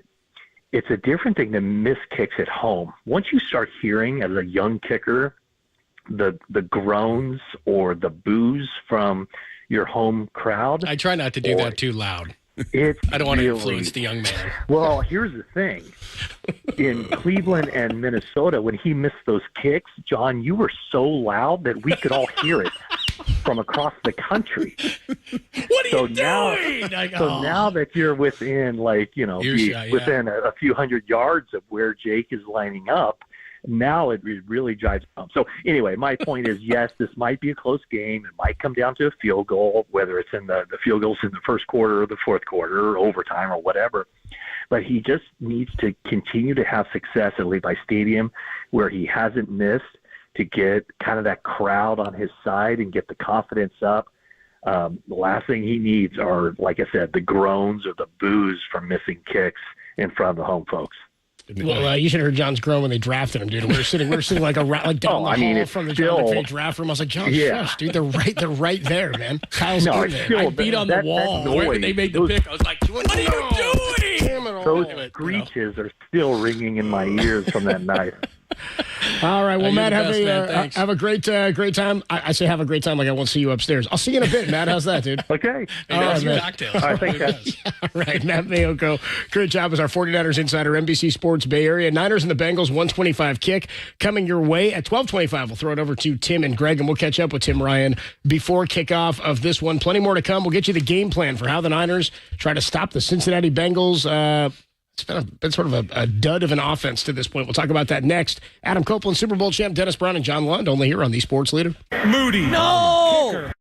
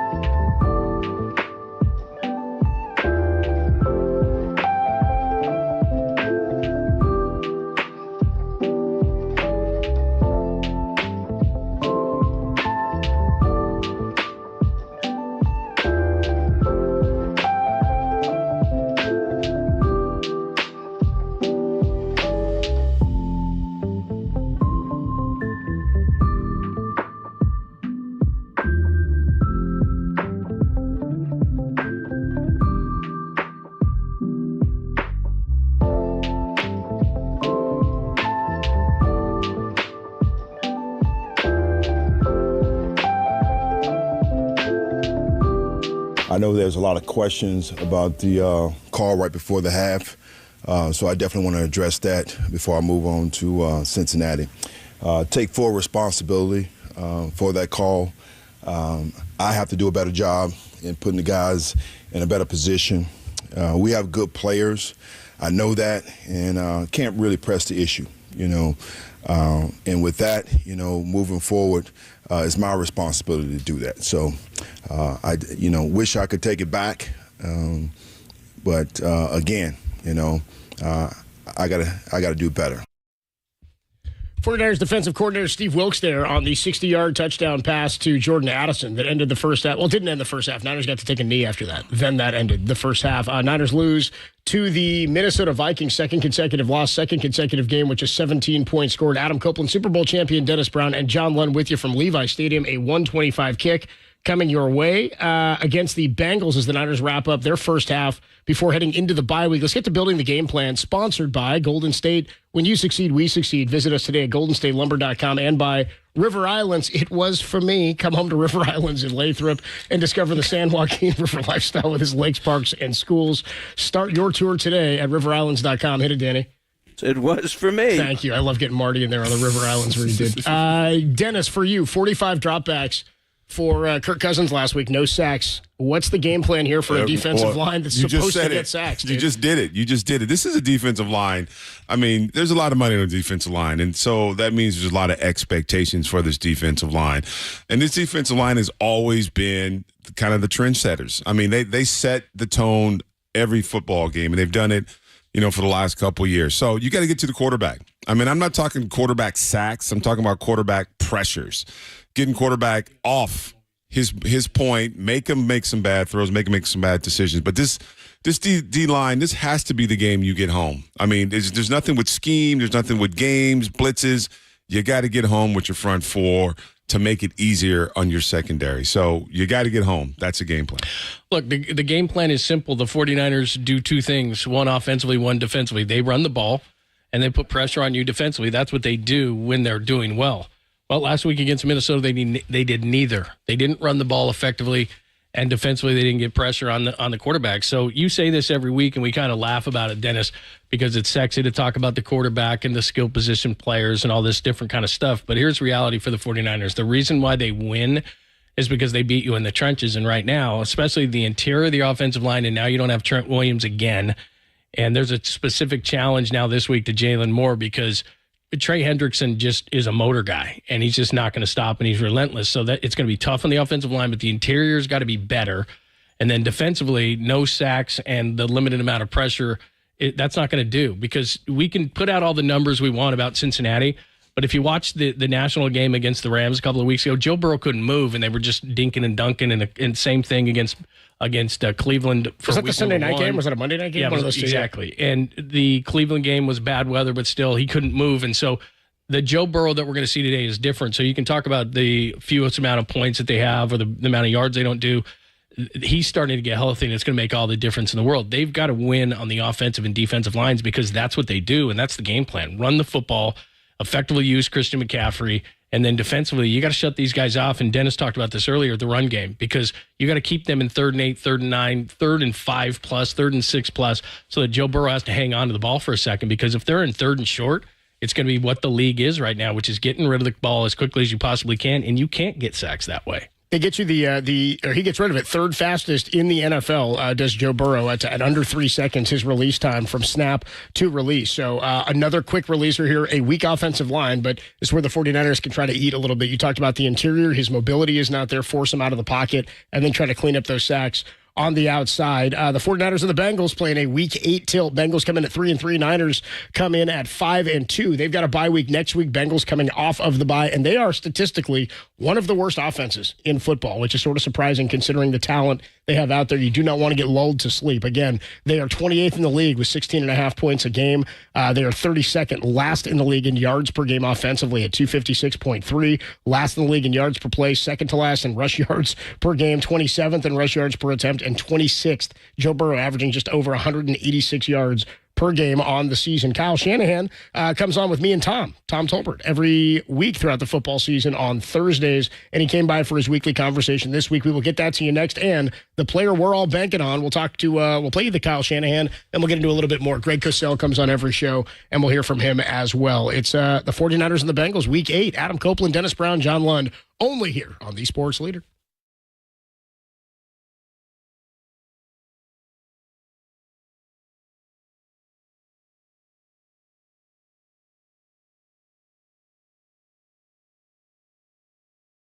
So strong, girl. I feel the rain.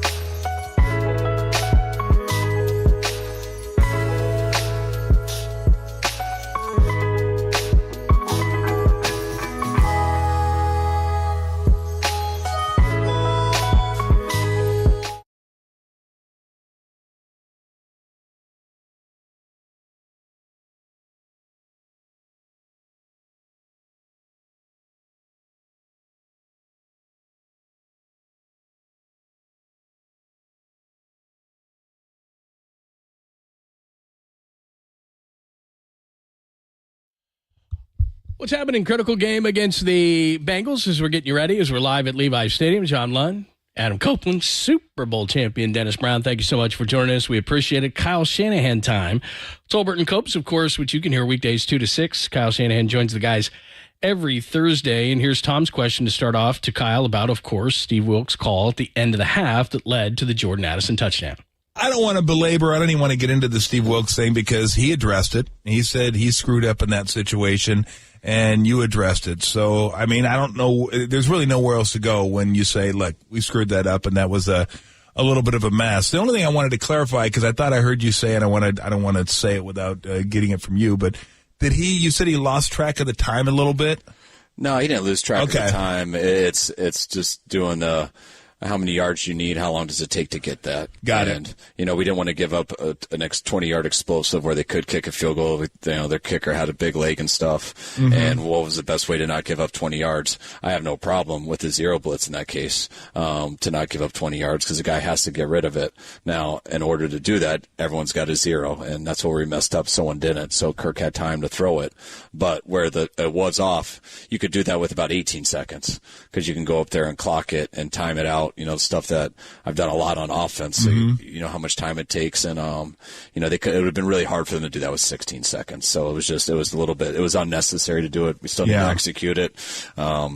But the kid ended up making a hell of a play, but we did. It was unnecessary. Yeah, to me that was like, that's what I was going to ask you was, and I'm sure you weigh all this stuff out, risk versus reward. And as I was watching it, it just seemed like the risk didn't kind of it didn't kind of balance out what the reward was. Because even if let's say you sack them, you're going to get the punt and you're going to kneel on it anyway. So I don't know. Do you look at things like that? Like, what's the risk here? What's the reward if we are successful? Oh yeah, 100%. And I mean that's why it's ultimately up to me. I mean, I heard that and I should have called a timeout and changed it. But I didn't. So that's what happens. But things lead up to that, and you know, there's two 3rd and longs earlier in the game. Well, there's 1 3rd and 12. There's 1 2nd and 24 that Kirk was able to hang in there and get an explosive while getting hit, and was really doing really well when we wanted to send pressure on 3rd and long, and those I think led to that. It's like, all right, well, we're not going to sit back and give him a long 20-yard gain. Let's make him get rid of it and just tackle him. And so I don't mind the thought process on that, you know. But if there's 18 seconds left, that might be different. 19, but 16, we didn't need to do it. Got it. I remember Nick Bosa saying last year that every once in a while you'll walk by the defensive line and needle them a little bit about what they're, hey, no sacks. I thought this would be a good week to walk by them and go, huh, you got best defensive line in football, huh? Okay. All right, there we go. I hate to be too hard on them, but I guess I expect a lot out of that defensive line, and that's kind of the identity of the team. That's the resources you guys have poured in to the team, and that's really, I think, when this team is clicking, that's kind of who I look at and go, that's you guys run the ball, you're physical, but the defensive line is just nasty. They get after people, and they just really haven't to the level that we expect in watching them. Do you kind of feel like, I don't know if saying they lead the way is the right thing to say, but I feel like when this team's playing well, they're playing really well. Oh, definitely. I mean, that's how we've built this, and that's what it starts with for us on our defense. And when our linebackers can cover so much of the spot and zone, and that quarterback's got to take his second hitch and go, because number one's never open because our linebackers are always there, and then they got to take a second hitch and go to either check down or out to number 2. That's usually when our guys get sacks and they go off, and you got to mix that up. And sometimes we got to pressure, sometimes we got to play some tighter man, but that's usually the basis of our defense. And yes, we got to do better and get more pressure on the quarterback, but it's not just all at that position. There's times in that game that we're going to hit Kirk, but number 1 was open. And when you got a quarterback who's not going to miss number 1 if they're open, you're not going to get a sack, because if you can plant and take a hit, it doesn't matter how quick you get there if number 1's there. And that's also, there's times where I think we did get there in the game and Kirk took some hits, but number 1 was open so he could get rid of it. And then there was times where he got to number 3 in a progression, and that was the time our rush wasn't there. And so that is the ones that I will challenge the D-line on. Being like, hey, you guys are too good, man. You guys got to get there if that quarterback takes the second hitch and has to go to number 3. And that's really what it is, just as a defense as a whole, timing that stuff out right. So I can pick a number of clips in the game and give the D-line some positive things throughout the game. Same with the 7 guys in coverage. But when you show them together, the D-line needs to do well when the coverage is doing well, and that's how you really make a quarterback sit there and start watching the rush, because they realize that keeping your eyes downfield is not worth it because the guy's not open and they're getting hit in their, I don't want to say their face, that's illegal. They're getting hit in the between the shoulders and the above the waist area. Yeah, no one gets hit in the face without a referee calling it, Kyle. You know that. That's right. We talked about Purdy the last couple of days and what his availability may or may not be. And correct me if I'm wrong. Isn't it just either he's in protocol or he's out of protocol? That's how they set it up. There's no gray area. If he's out of protocol, he can play. If he's in protocol, he can't play. So that's that's what it is, isn't it? It's exactly what it is. Okay. It's actually real simple for us. I mean, it's tough in terms of the protocol stretches throughout the whole week, so you never know for sure. But there's all these stages they got to go through, and if they pass everything and they have no symptoms and stuff, then they usually pass, and you're good to go, and there's no issues. And if stings pop up during the week, then they don't pass, and they can't go, and there's no discussion. So you just wait and you see. You got to always have plans for both because you never know how they're going to end up. But we'll find out sooner than later. Yeah, and they set it up that way so you wouldn't have to make the decision, so the athlete wouldn't have to feel like, I'm letting my team down, so I got to get out there and suck it up and play. This is exactly why they set it up this way, so there's no gray area. Either he passes or he doesn't. He can play or he can't play. What are your expectations if he can't play? What are your expectations from Sam Darnold? I'll be excited for Sam to come in. I mean, Sam has done a lot of good things since he's been here. He looks great on the practice field. Got to play with him in a couple preseason games. But when you go into an NFL game with someone for the first time, there's always some newness to both of us, just feeling it out, feeling with the team. But Sam's played a lot of football. And when he gets in out here, he's got such command, got a ton of confidence. The guys around here, they believe in him a ton. They're amazed with how good he is throwing the football and stuff, some of the throws he makes on scout team, what he did throughout training camp. And if his opportunity with us for the first time is this Sunday, he'll be ready to go, and our guys will be excited to follow him. Talking to the head coach of the 49ers, Kyle Shanahan, joins us weekly throughout the course of the year. Let me go back to defense because I forgot to ask you one question I wanted to ask you. We talked last week about certain plays being really big plays that may not happen at the end of the game. They may happen early on in the game, and I wanted to get your thoughts on a play. It was after the McCaffrey fumble. It was the next possession by the Vikings. You guys had him 3rd and 12 at the 9, and they brought in Hawkinson to chip on Bosa, and then they just forgot about him. He just caught the ball and ran straight ahead for 13, 14 yards. I thought that was a massive play because if you get the ball back, you get good field position, and maybe you pick up right where you left off before the fumble, and then they go down and score on that drive. I mean, what happened in that one? Because it shouldn't have been that easy for Hawkinson just to catch it and run 12 yards for a first down. No, definitely. And again, I'm starting to think, like last week, you're in some of my meetings because when I reviewed the film with the team on Tuesday, and I said, anytime you're in a one-score game, it's going to come down to 3 to 4 plays. And I actually think this is play number 1 of those 3 to 4 plays. And I think it was play 6 in the first quarter. But when they got a turnover, we got a turnover, and we were going to go down and capitalize it, but cancel it out when we had the turnover. And, we got after them on first down. I think they had a negative 3-yard run. They had an incompletion on second down, and you got them in 3rd and 12 and a half there. And we play some soft cover 3 that should make them check it down, and we go tackle them, and it's always going to be 4th and 2, and they punt. And Kirk looked to the left. Usually our defense, when he's looking to the left, is going to start to squeeze in from the right, and we just didn't get that. Guys were off a little bit with their eyes, and when you got one guy off in zone, there's a little loose area there, and that's why Kirk was able to hit his check down in stride going forward, and he was able to run after that. And then they marched all the way down on the field, and they got a 3rd and 2 verse in zone also, and that's where he got the touchdown over the top there in the red zone. So it was a few things like that I think led a little bit to the end of that second quarter, but that was one of the big ones that not only unlocked that whole drive, but also dictated a little bit how we played 3rd down going forward. All the games are important. There's only 17 of them, but this one feels like maybe even a little bit bigger. You're coming home. You've lost 2 in a row. You got the bye week next week, but 5-3 and 6-2. I know it's only one game, but it seemed like it'd be such a huge deal going into the break. 6-2, like, okay, we're back on track. We'll win a football game, take a week off, and kind of get refocused on the second half of the season. Does this one just feel like, I hate to say they're more important because there's 17 of them. They're all really important, but I don't know. It just feels like there's something a little extra about this one, how it would be nice to kind of right the ship a little bit and say, okay, we got that. Okay, we played well. Now we're into the bye week. In the NFL, anytime you lose 2 games in a row, it's a huge deal. Yeah. When you lose 3 games in a row, I can't tell you how miserable it is. Yeah. So that's why you feel that way, and of course that's how we feel that way. But the reality is, there's a 17-game season. So yes, we feel that way. We've lost 2 in a row. We lost our first one for a while, and we want to do everything we can to get a win this week, and especially going into a bye week. The guys, going on these 2 East Coast trips, coming back here on this short week, it feels like we've crammed a bunch of this stuff in, and we got a little rest ahead of us. So just knowing that, talking to the guys and everything, we got 3.5 hours to give it all we have, and all that matters is finishing those 3.5 hours and being 6-2 at the end of it.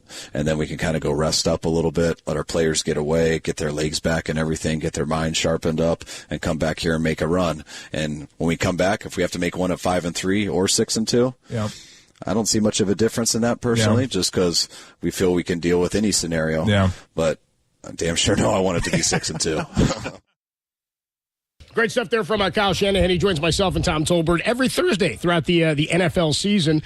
And a good little breakdown on what the 49ers are looking to change as they head into this game, Week 8 against the Bengals, and then into the bye week, and how they keep pace here with the Philadelphia Eagles, who are now a game up, and they really, really, really want to make sure they hold on to the top of the NFC or get back into position to take the number 1 seed there. So we will monitor that, of course, throughout the day. We'll get you an update on the scoreboard around the NFL in just a couple of minutes here. But let's get you a player to bank on, sponsored by Casino Matrix. Just drop in for gaming, dining, sports. Please gamble responsibly. 1-800-GAMBLER and by 5 Star Bank.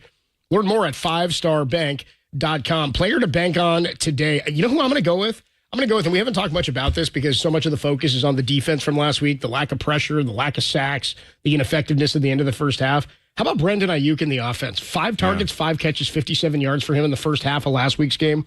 All part of Brock Purdy's going 16-19 in the first 3 quarters, and then 1 target, no catches in the second half. Brandon Ayuk is your number 1 receiver. He's a legit receiver. We've seen him have a couple of huge games. Without Deebo Samuel, and you've been talking about this, Dennis, without him in there, when you have George Kittle staying in so many more times to block and be extra support for the leaky offensive line, which today, again, is likely to be missing Trent Williams, and you had Jalen Moore out there last week. Colton McKivitz struggled, 6 pressures allowed. To me, that's where Brandon Ayuk and a lot of those short crossing patterns becomes all the more important. Stick to that. I mean, I'm not saying draw things up specifically for him, but those targets and those receptions in the first half were a huge part of their success. Yeah, I agree with you. I think he's one of the best receivers in the National Football League, and I think, he's kind of underscored a little bit. And I think Kyle Shanahan needs to start featuring him a little bit more. But I'm going to go on the defensive side, and where they need. Someone needs to be that stand-up, that player of the week. I think it's going to be Talanoa Hufanga. And I think he is a guy that has, did I say his name correctly the first? Talanoa. No, we had a guy call. I was laughing with Tim because we had a guy call into our show earlier this week who said Mafunga. Mafunga? Was that what he called him? That's actually he called him Mafunga. I was like, that's a meal, though, isn't it? Mafunga? Mafunga. I don't know, dude. I'll tell you what he's not. It is. It's called. I'll tell you what he's not. He's not a safety for the Niners. No. Hufanga. I think he's a guy. Right. He's a guy. I mean, he's a guy that I think that he can set the tone. He's a guy that can. It seems to be always around the football. And I think on the defensive side, they need something. They need kind of a push there. So, I'm going to go with defense. Defensive line, you got to show up. You just got to do your job, defensive line. But I think in the secondary, he's going to be a guy that can stand up. Leave it to me to be Captain Obvious, but I think that Nick Bosa's got to break out at some point, and why not today? He's going to go up against Jonah Williams most of the time, the right tackle for the Bengals. He's not great. It's time. I know what the Pro Football Focus numbers say, but at the end of the day, he's getting paid for real numbers, not grades. And he's got to get a couple of sacks. He's got to create havoc. And along what you just said there, Dennis, which is, okay, if you're single, Dan, and I'm sure Chris Kocurek and Steve Wilkes and the rest of the defense is saying, look, this dude's getting doubled. This guy's getting shipped. You guys are one-on-one. What the hell, man? So whether it's Randy or Gregory or Hargrave or Armstead or whomever is in the game at that point, they got to get home today because Joe Burrow is 100%, but you better test him. And the 49ers don't blitz it a lot, so the bottom line is they want to get it done with 4. And to me, Nick Bosa talking this week about how, camp, and he hasn't been himself, and he's really hard on himself. So the grades are great and all that kind of stuff, but production is king. And I think that Nick is going to go out there, put a lot of pressure, wreck some havoc. It's his time. It's his game. I didn't want to put pressure on him. That's why I left him off the player to bank on. No hate or no shade to Nick Bosa. I just wanted to shine a light on Ayuk, and I was like, Nick, just do your thing, man. I don't want to act like we're putting too much attention on it. When we come on back, let's get you a look at the defense here of the Cincinnati Bengals. We have a good breakdown here from Greg Cosell, and then we'll get into a whole lot more still to come. Your Steve Young Show. We will talk to Tim Ryan from the broadcast booth, and we'll get you a whole bunch on what Greg Cosell had to say this week about a breakdown on this one. Adam Copeland, Super Bowl champion, Dennis Brown. We'll get you some scores from around the league when we come on back as well. Only here. I say John Lund's name too. I said Adam Copeland, Dennis Brown. Yeah, that's it on the Sports Leader.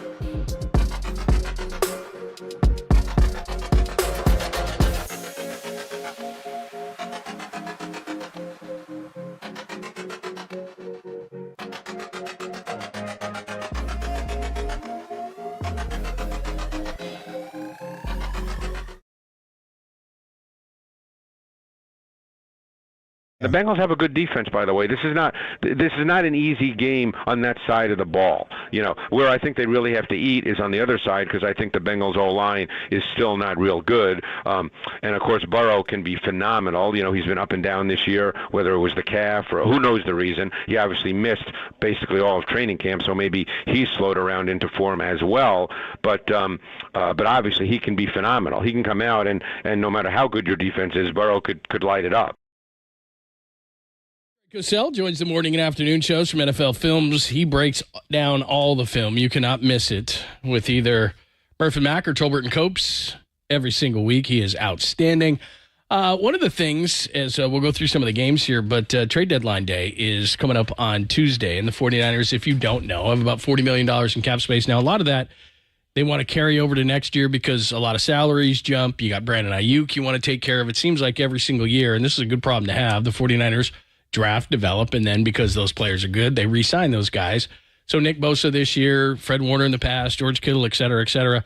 They want to sign Brandon Ayuk. That's going to be some money. Brock Purdy, that's going to be a big jump, which is why there is some urgency to win now because you got a quarterback making less than $1 million, so you can take advantage of it by signing guys like you did in this offseason, like Javon Hargrave. But there are a couple of issues on this team. The interior offensive line, the guards, specifically corner is something that we've talked about. Demo Lenore's or somebody that you could get either in the slot or play on the outside or somebody versatile. There's a lot of names out there as well. And then, of course, we've talked about edge rusher. Washington in this game right now, they lead Philadelphia, which in one sense is good, 17-10, but they got a couple of edge rushers who they've said that if they lose today, they're 3-4. They fall to 3-5, then they feel like they might move guys like Montez Sweat or Chase Young. If they win today, then they're 4-4, and they believe that they're in it. Denver is one team certainly that's been talked about. Patrick Surtain is a guy, and the 49ers have obviously done trades with the Broncos in the past. So I'll start with you, Dennis.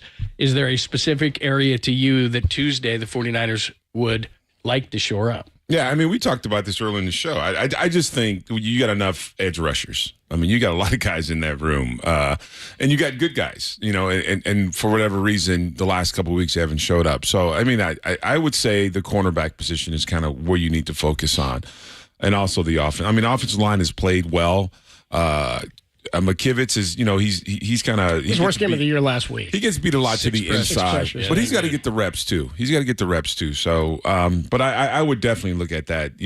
Maybe that slot position or that cornerback position. I'm wondering, and I look around the league here because I know corner and slot are certainly a need. I think it's going to be more expensive. And Tracy Sandler, the line I keep going back to, she's like, they don't grow on trees, right? You can help that a little bit by a defensive line addition there, right? We've seen a couple of teams do that. The Rams did that a few years ago, adding Von Miller, and that was probably the move that helped win them or was the key move that won them the Super Bowl. A lot of times you look back in baseball, we talk about at the trade deadline, how the Diamondbacks are in the World Series right now. They were the team that probably better than anybody at the deadline didn't make a huge move, but they shored up the back end of their bullpen, right? You can make a move like that for the 49ers where you plug a hole, you add some support there. A lot of times when teams in baseball are on offense, sort of inept, but their pitching is great, they go, let's just add to our strength. That's what's supposed to be your strength. And if you hope and you plan that at some point it's going to come back into form the way you expect, then why not go add to that strength? You've added Randy Gregory in that capacity. I'd say you go back after defensive line, but I'm looking around the league now as, by the way, nobody on bye this week. After a little bye-mageddon last week, everybody plays. 6 teams were out last week, and I like this as sort of the midway point here in week 8 that everybody's playing. I'm looking at which teams potentially with a loss could be sellers after this game, right? Because, and I know that one win sort of shouldn't be the end-all, be-all, but there are teams that are like that, right? The Rams are falling out completely now, 33-3 is the score right now. It's not even the half yet. Rams are at Dallas, so I don't know what the Rams do, but they've been trying to recoup draft picks over the last couple of years. They just traded, who did they trade? Van Jefferson is a guy that they moved. They moved Cam Akers earlier this year, not for anything huge, but again, to get a little draft capital back. Houston is up 7-6 on Carolina. Any pieces in Carolina they could be selling off? Brian Burns is the DN, the one I'd be looking at. He's a pass rusher, and maybe you get a little bit there. Minnesota's up 10-0 on Green Bay. They're looking like they could win that game and move to 4-4. Well, they have a light schedule, too. I mean, that's a team that feels pretty good about where they are. Danielle Hunter is a guy who, before the season, he negotiated a 1-year deal, and he can't be franchised, but they're not going to move him because, and we just talked about Colton McKivitz struggling against him. He had that great inside move against Brock Purdy in the first half, but they're winning that game 10-0 at Green Bay, and they're probably not going to sell. The Commanders said before the game, or at least the reports from Adam Schefter were, if they lost today to 3-5 against the Eagles, they would start selling pieces. And a lot of people are looking at both their edge guys, but they're up 17-10 at the half at home against the Eagles.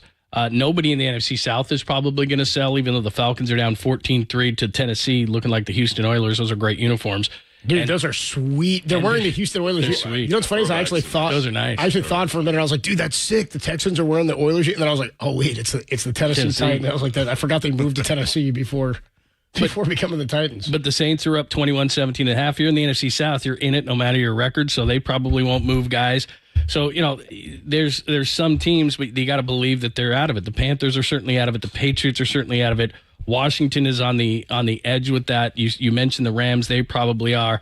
The Giants with a loss, they're down 7-3 in the second to the Jets. They're A real barn burner on our hands. That's awful. That's a pillow fight is what that is. So, but, I wish they'd push this back a little bit just because there are a lot of teams, either they're playing in a certain division or in Washington's case, they're sitting there going, geez, we could still chase a wild card because there's so many wild card teams. But look, John, the report came out today, if you didn't hear it, John Lynch, and he said this on Friday with Murph and Mack, which is, look, they're always looking. Even if they don't get something done, they were in on Khalil Mack. They got Christian McCaffrey last year. They'll go and be aggressive. They got Emmanuel Sanders a couple of years ago when they felt they were short at wide receiver. So the 49ers are one of the most aggressive teams in the league, whether it's an edge, whether it's a corner, whether it's in the interior offensive line.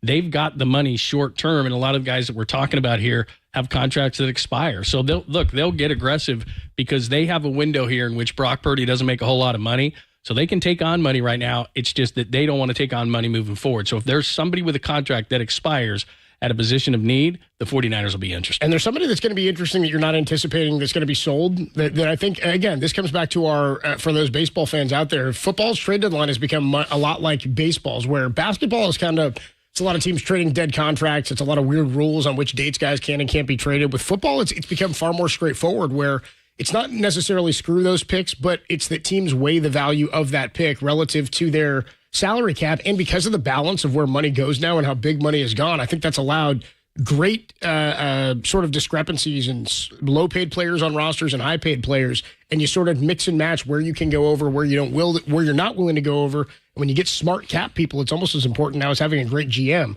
where you can maneuver this stuff, because salary cap hell is something that we hear for teams every couple of years, teams that go all in. Now, the Rams aren't there, but they've also bottomed out their picks in order to be in the position they're in. Well, and here's the other side of it for the teams that want the picks. What has become really popular in the league right now is taking swings. So what a draft pick is you get more opportunities because, look, you're going to bust, whether a guy physically looks great and then mentally can't do it or whatever the case may be. So what teams try to do is they try to swing as many times as they possibly can, and nobody's a better illustration of that than the 49ers. They have done so well in the mid to late rounds. They wouldn't have near the team they would have. I mean, we talk about it all the time, but guys like Kittle and Hufanga and Warner, I mean, even Debo was a second rounder. I mean, the second, third, fourth, fifth round, you can look at this team, Dre Greenlaw. It is littered with players who are not first round picks or even second round picks. The mid rounds from like the third to the seventh round for the 49ers, that's the majority of what this team is. And a lot of the success of these guys in the draft, develop, resign is the guys who were taken in the mid and the late rounds. So the 49ers love to take additional swings at guys for guys who fit. This is a great front office. They know what they're looking for in a player. So other teams are thinking to themselves, look, especially guys in the last year of their deal, and the names that we're hearing, guys like Jalen Johnson or the two defensive ends or the two edge guys with Washington, or keep on going down the line. They're in the last year. So if somebody doesn't think they're going to re-sign somebody, then maybe they just don't fit. Denver, Sean Payton's trying to completely clean house there. Yep. Then you might as well get something for them so you can take extra swings. And that's kind of the philosophy of what teams do, which, like you said, that didn't used to be the case. And the trade deadline in the NFL really wasn't much. There was nothing that ever used to happen. But people want an asset for something that will probably walk out the door in the offseason. Didn't it also used to be like week 6? Yeah, I thought it used to be a week 6. And you'd see a backup running back might get traded. Or if somebody got nobody, hurt. right. If somebody, quarterback had a major injury, let's go get it. But quarterbacks never got moved like that. I mean, now quarterbacks every offseason, it's like how many guys are going to get moved or traded. It's like quarterbacks now more frequently play for numerous teams. And the other thing, too, that didn't used to happen is teams eat a lot of money. Yep. Denver's paying Randy Gregory's freight, and that's just that teams just they weren't down with that. Like, yeah, I'll pay $10 million. You give me a better pick, and I'll pay the freight. I'll tell you what, what's happening. I think Denver's looking at the Gregory freight going, that looks pretty good relative to the Sean Payton and Russell Wilson freight that we're paying right now. Adam Copeland, John Lund, Super Bowl champion. Dennis Brown, Rams 33-9 is where they stand right now, right before the half. We got more coming your way. A 125 kickoff, Niners and the Bengals for Week 8. We're still going to get you your 49er player spotlight, the Steve Young Show, our conversation with Tim Ryan. But when we come on back, how about this? Greg Cosell, who joins myself and Tom Tolbert.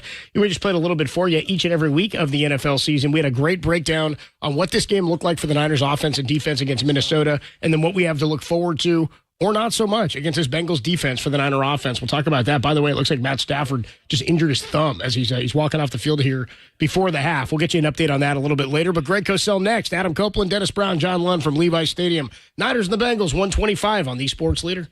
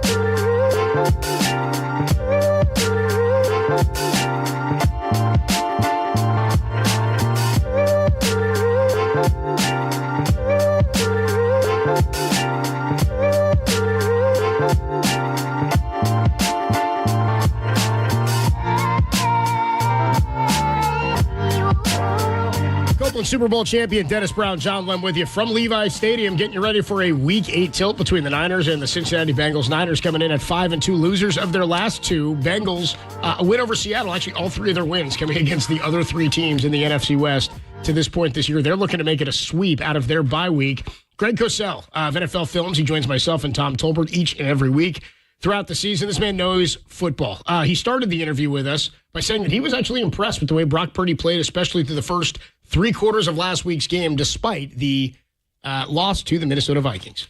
I actually thought he played very well, and I can walk you through that first pick, which has a lot of elements to it that I don't want to say it'll change people's opinion because it won't, but I can tell you exactly what happened.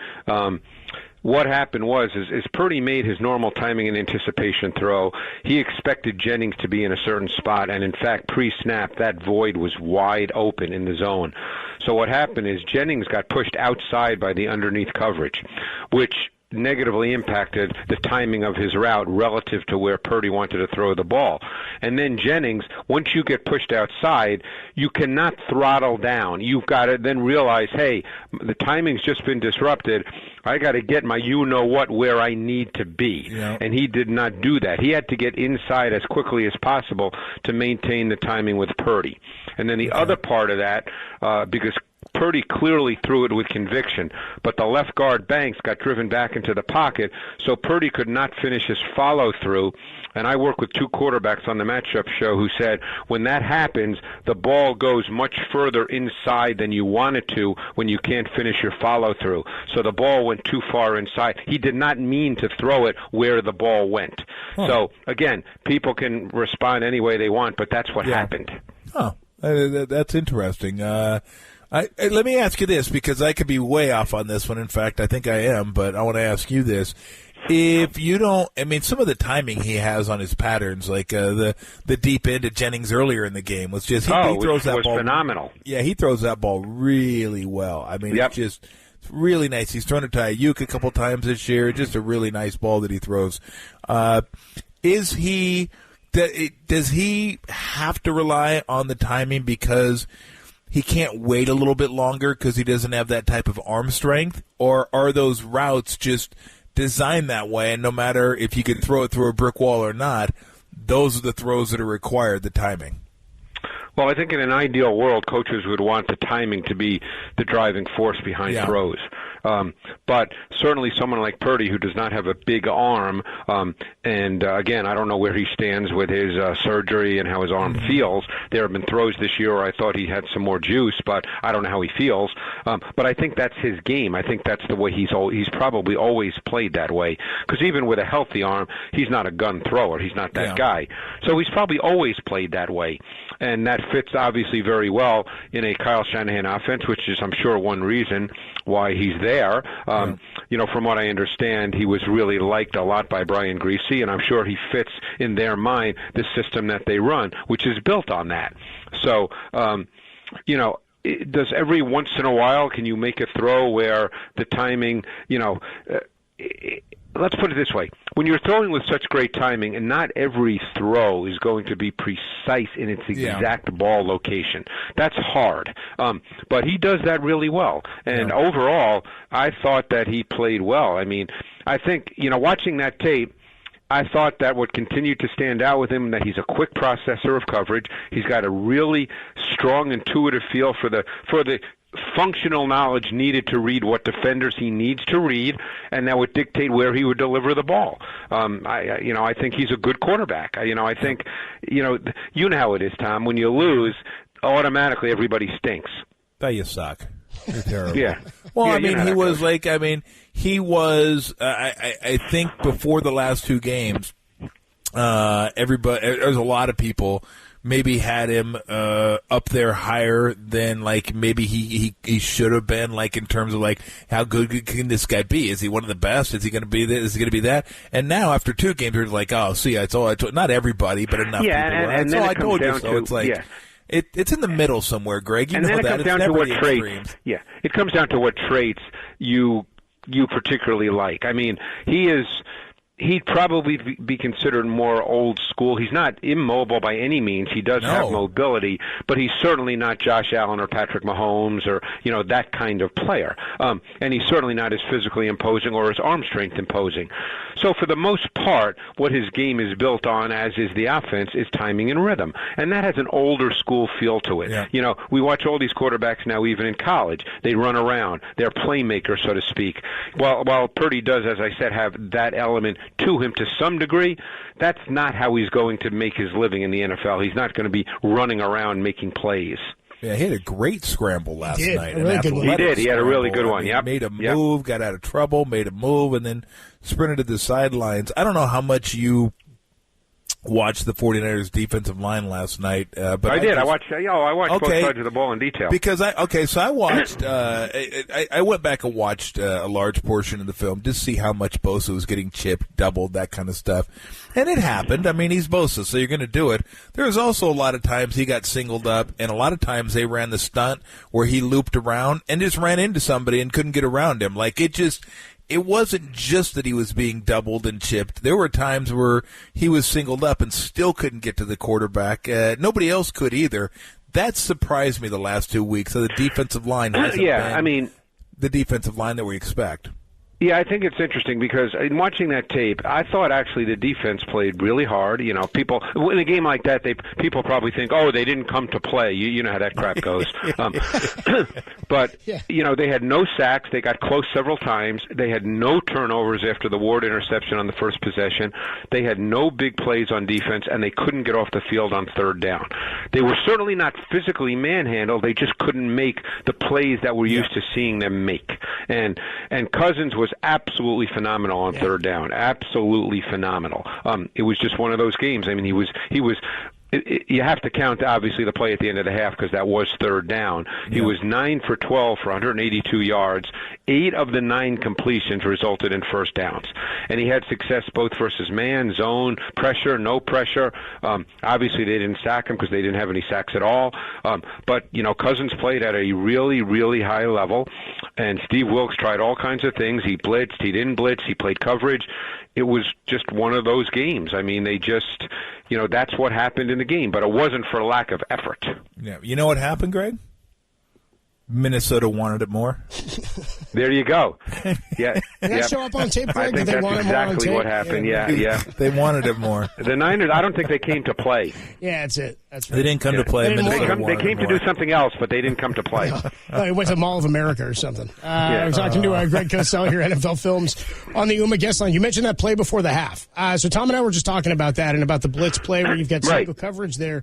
And I'm saying I get that, okay, let me pull back. Is it a weird call for that spot, or were you surprised to see that call there, or is that rare or common? What was that an odd call, you think, for that situation? Or an out of the box, maybe? Look, this is a very debatable point. What they did is they essentially went with zero pressure with no deep safety, okay?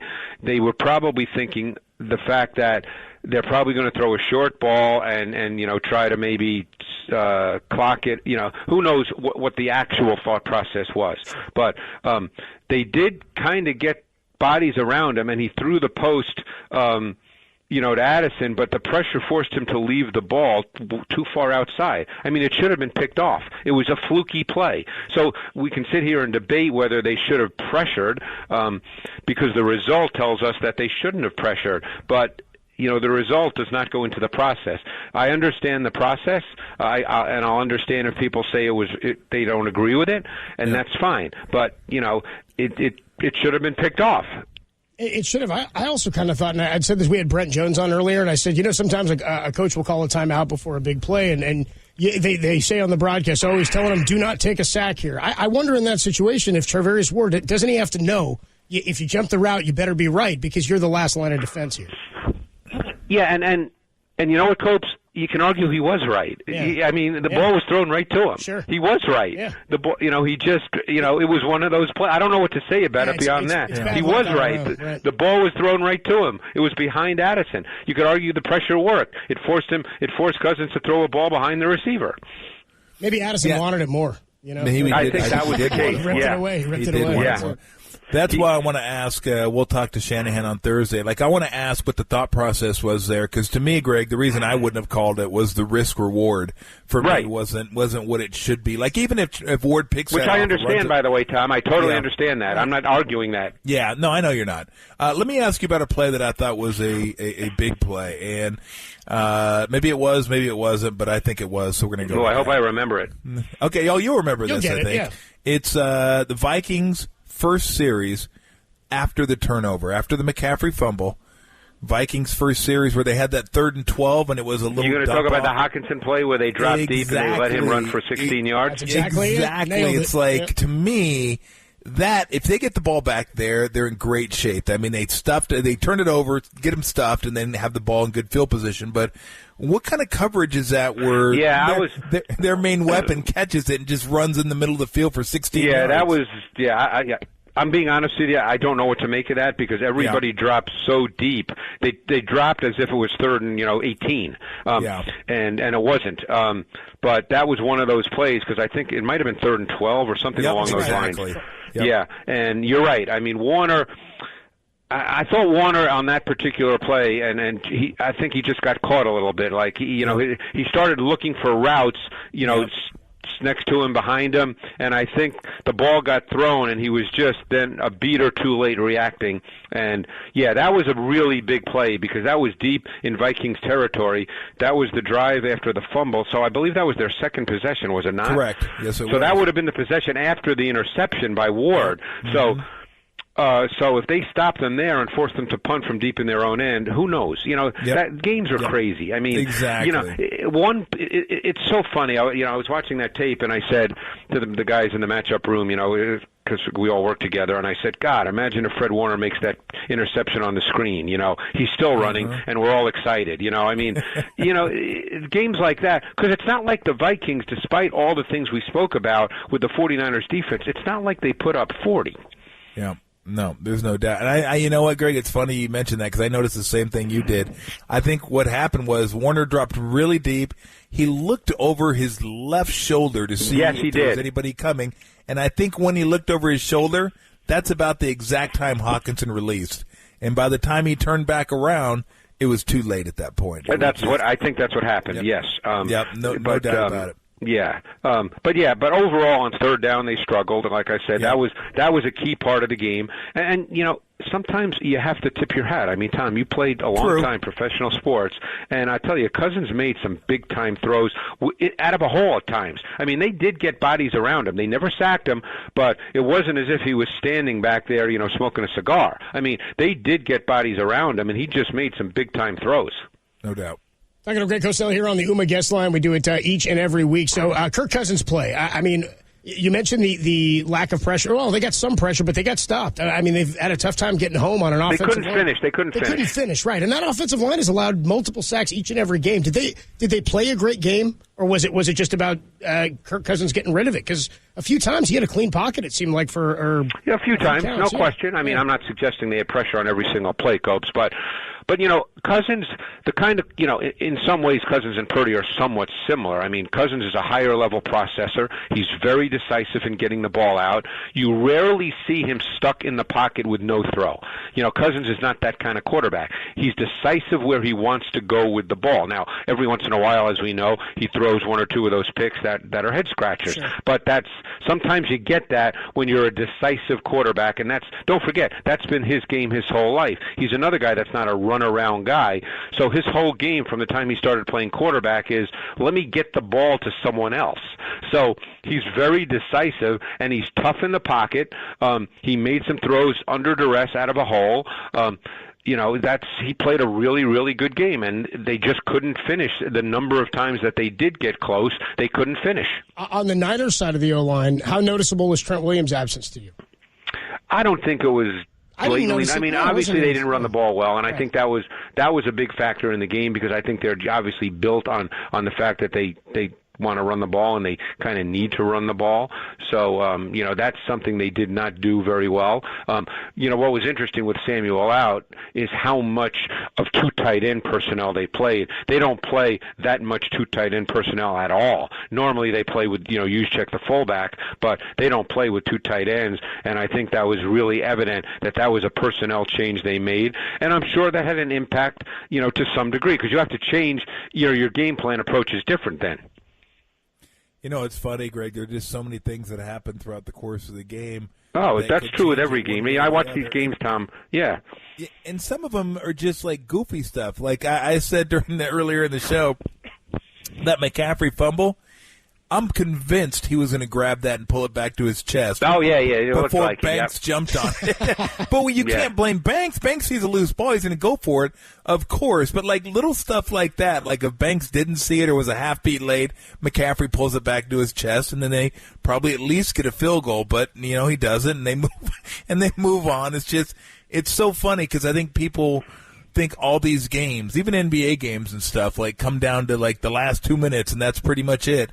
The games are decided so many times back and forth throughout the course of a game. Because I watch tape, as you guys know, of as many teams as I can every single week. Just that's what I do for my real job at NFL Films.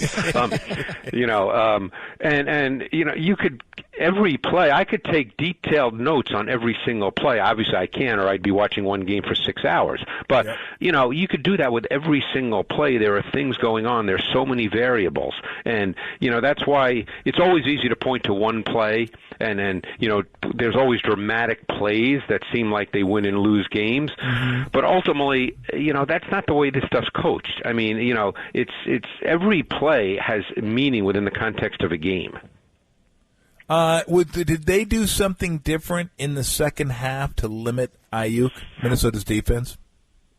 Not that I particularly noticed. I mean, I didn't think that they doubled him or they did, anything. Or let's put it this way, I didn't notice anything. So I don't want to sit here and say that, they didn't do anything because I just didn't notice it. I thought Purdy made some really good throws in the second half. The Kittle 28-yarder on the third quarter touchdown drive was a big-time throw. Obviously, the 35-yard McCaffrey touchdown was, a really, it's plays like that where I think they must know they must feel really sure what they're going to get from the defense because that play just beat that defense. And a lot of times in talking to coaches over the years, they know that stuff. Fans might not think so, but they kind of know what they're going to get from teams. But they didn't have the ball a ton. They didn't run that many plays, Tom, relative to what they normally run because they couldn't get off the field on defense on third down. I think they only ran 55 plays. That was the voice of Greg Cosell, NFL Films. Great film breakdown of the 49ers and the Minnesota Vikings as the Niners get ready for Week 8 here against the Cincinnati Bengals. Adam Copeland, Dennis Brown, who's a big part of the alumni weekend. It is Alumni Day here for the 49ers. Over 100 alumni in attendance. Eddie DeBartolo is here. A lot of the Hall of Famers. Steve and Joe, Jerry, of course, all the names and faces will be here to celebrate Alumni Day for the 49ers. Should be a lot of fun as the Niners look to head into the bye week, ending this 2-game losing skid and sending the Bengals on their way with a losing record. Niners come in at 5-2, Bengals at 3-3. Niners looking to be 6-2 as they enter the bye week, and we'll give you some scores before we get into the game here, and we'll throw it over to Tim Ryan and Greg Papa coming up at 12:25 to get you ready for kickoff. But still to come, your player spotlight, the Steve Young Show, and our conversation with Tim Ryan, who's on the call today. Adam Copeland, Super Bowl champ, Dennis Brown, John Lund with you. It's Week 8, Niners and the Bengals from Levi's Stadium on the Sports Leader.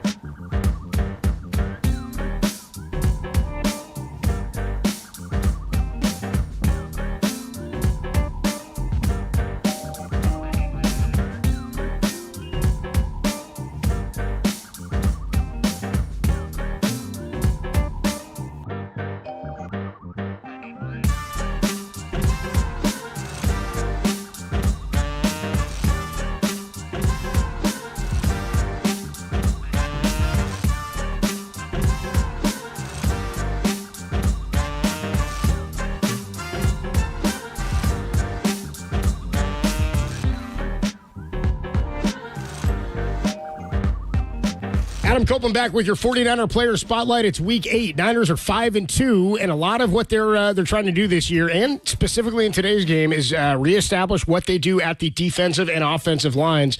And a big part of that is actually not a guy who plays on the line, but a big part of the offense. That's fullback Kyle Juszczyk. Kyle Juszczyk, of course, one of the staples, one of the smartest players in the NFL, and a unique talent in the Niner offense and a Kyle Shanahan run scheme. He's going to be our spotlight for today because of what he does in the block game, what he's done in the run game, and in the passing game, but specifically what he says is the 49ers' biggest fault to this point. He says turnovers, specifically against the Minnesota Vikings, were what were critical. Just from the offensive side, you're definitely not going to see a lack of effort. I felt like, we played as hard as we played any other game. It's just, it really came down to turnovers. We only punted once on the offensive side, which, usually leads to more than 17 points. So, it says there was a breakdown somewhere else, and that was taking care of the football. And, it's something we stress every single week. So, that's not something that just, snuck up on us. It's something that we're very aware of and something that, we'll address going forward. Yeah, playing clean football as the big brain Brock mantra is what was really, it was a huge strength of his. And that's why the turnovers last week were not just only concerning, but doing it 2 weeks in a row. The fumble from McCaffrey, the 2 interceptions from Brock, a big reason why they lost to Minnesota. You're given 3 extra possessions to a team that at one point scored on 4 consecutive drives. So they cleaned those up today against a Cincinnati Bengals offense that is last in the league in yards per game, 28th in the league in points per game. They pass it at the 26th best rate of any team in the league at 186.5. Niners get the offense going and protect it. They can win this one handily. That's why Kyle Juszczyk is this week's 49er player spotlight.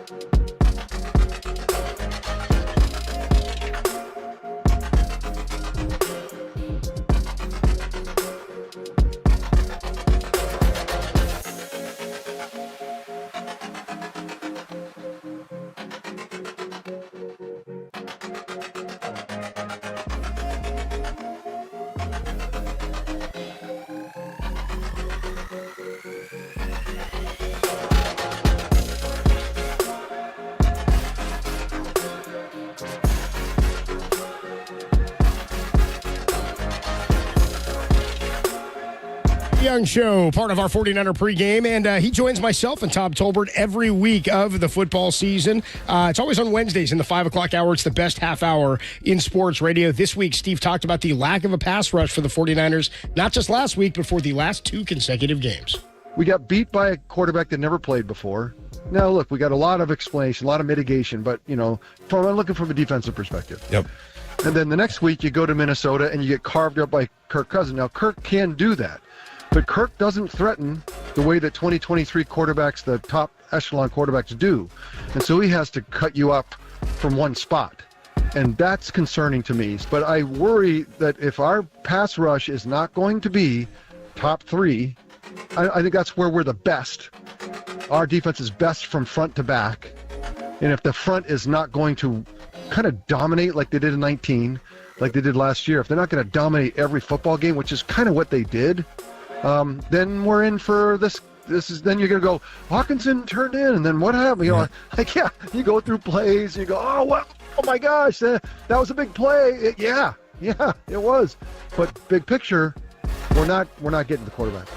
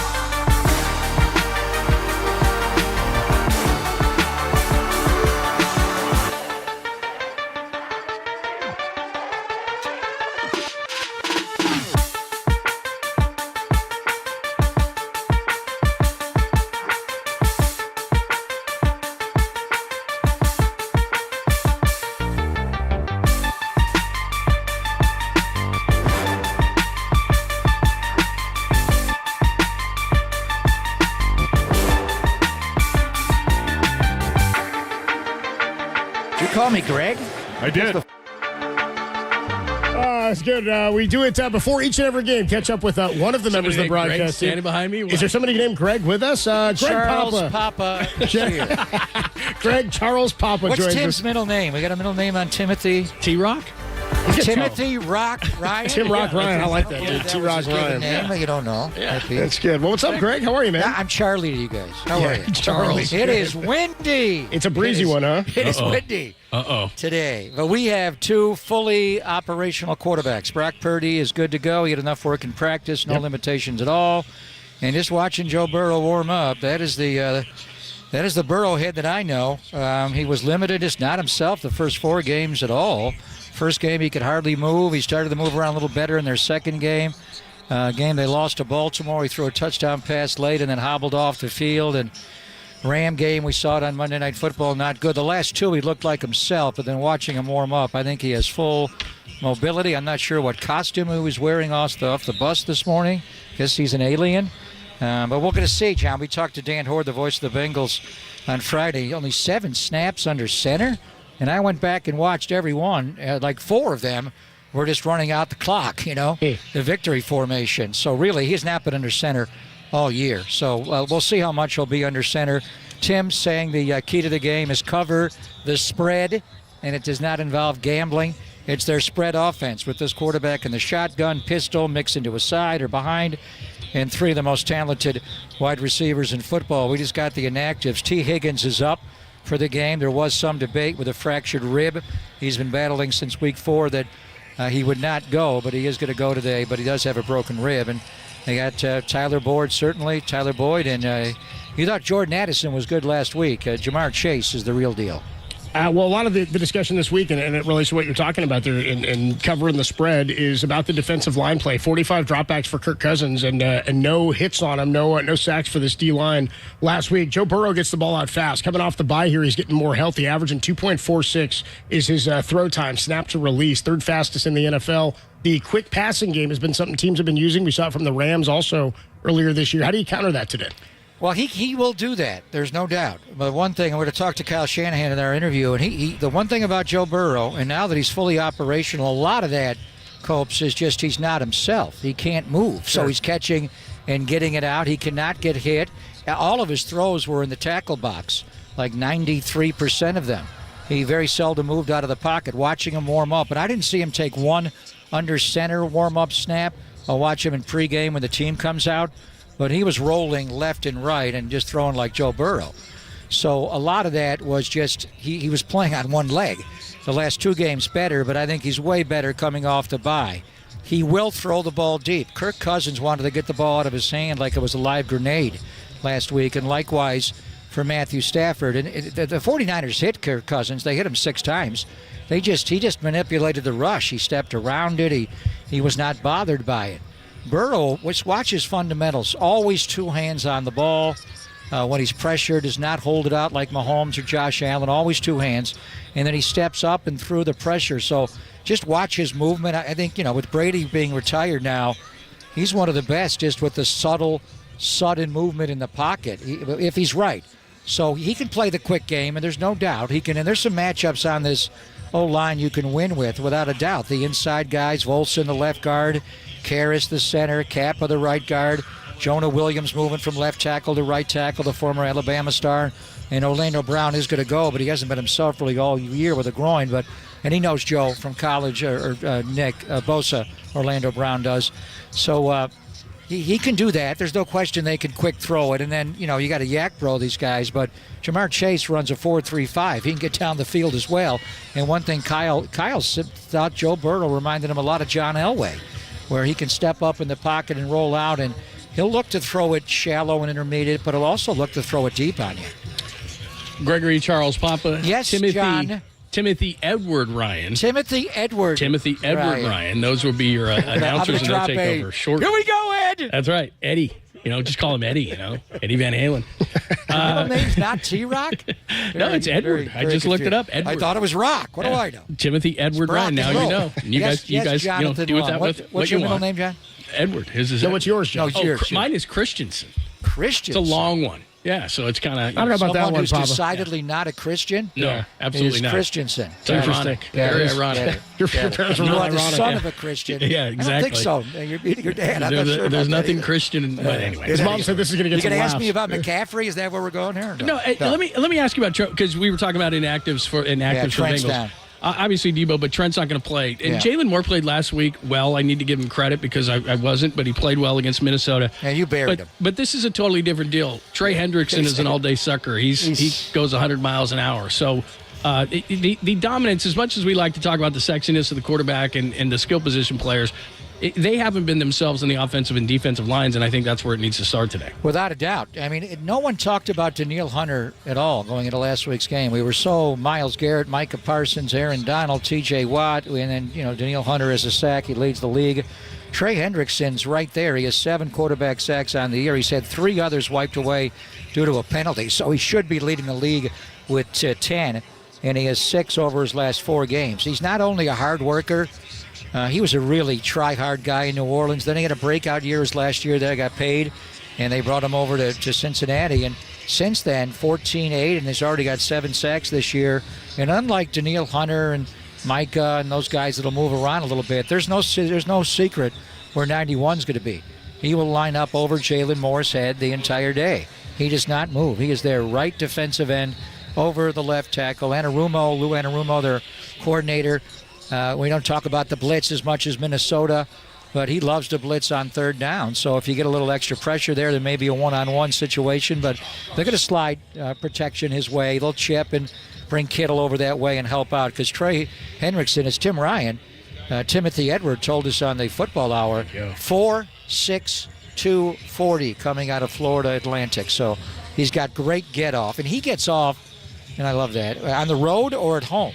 Doesn't seem to matter what the silent count or the home advantage or anything. He's a great football player that hardly anybody talks about. He's also really good in the run game as well. Well, and I remember too watching that game against the Rams where Burrow could hardly move, but on the other side of the ball, Hendrickson he wrecked the game. He did. He wrecked Stafford. He wrecked the Rams. I mean, he almost single-handedly won that game. His nickname is the closer, because he does come up with a lot of fourth-quarter sacks. He did it to Arizona. Is that team right there? 2.5 sack game. Yeah, Timothy Edwards. Is he making that noise yet? I can see. There it is, man. There it is. It's high booth quality. is full. We're ready in the Lon Simmons broadcast booth. Beautiful. Talking to Greg Papa here, end of Week 8, 125 kick coming your way. We'll throw it over to Tim and Greg in just a couple of minutes here. One thing we didn't talk a lot about throughout the week, or I didn't at least, didn't get an opportunity to. I thought Brandon Ayuk and Brock Purdy, and we talked about how accurate he was in the first half. A big part of that was the 5 targets, 5 catches from Ayuk. They've had a couple of games this year. They've looked really sharp together. Then in the second half, 0 targets. I don't know what to make of that. I don't know what goes into that. Is that something you thought about, talked about, or saw on tape? Yeah, Greg? I really don't worry about that stuff. I think Brock has the ability to throw the ball to the open guy. As do I. I know there are primaries and, what's a secondary, tertiary, whatever it is, 1, 2, 3 in the progression. Yeah, I don't buy all that. Kyle calls a primary on the play, but if the primary's taken away, Brock's so good at going through it. There was one target to Ayuk late in the game. It was the low one. He tried to short hop. That was right before Moody made the 55-yard field goal. So I get it. The one thing about Cincinnati, T-Rock's on the scoreboard. Hold on. There's a moment of silence. I just heard him here. yell out of nowhere. What are you doing? What do you say for no fighting?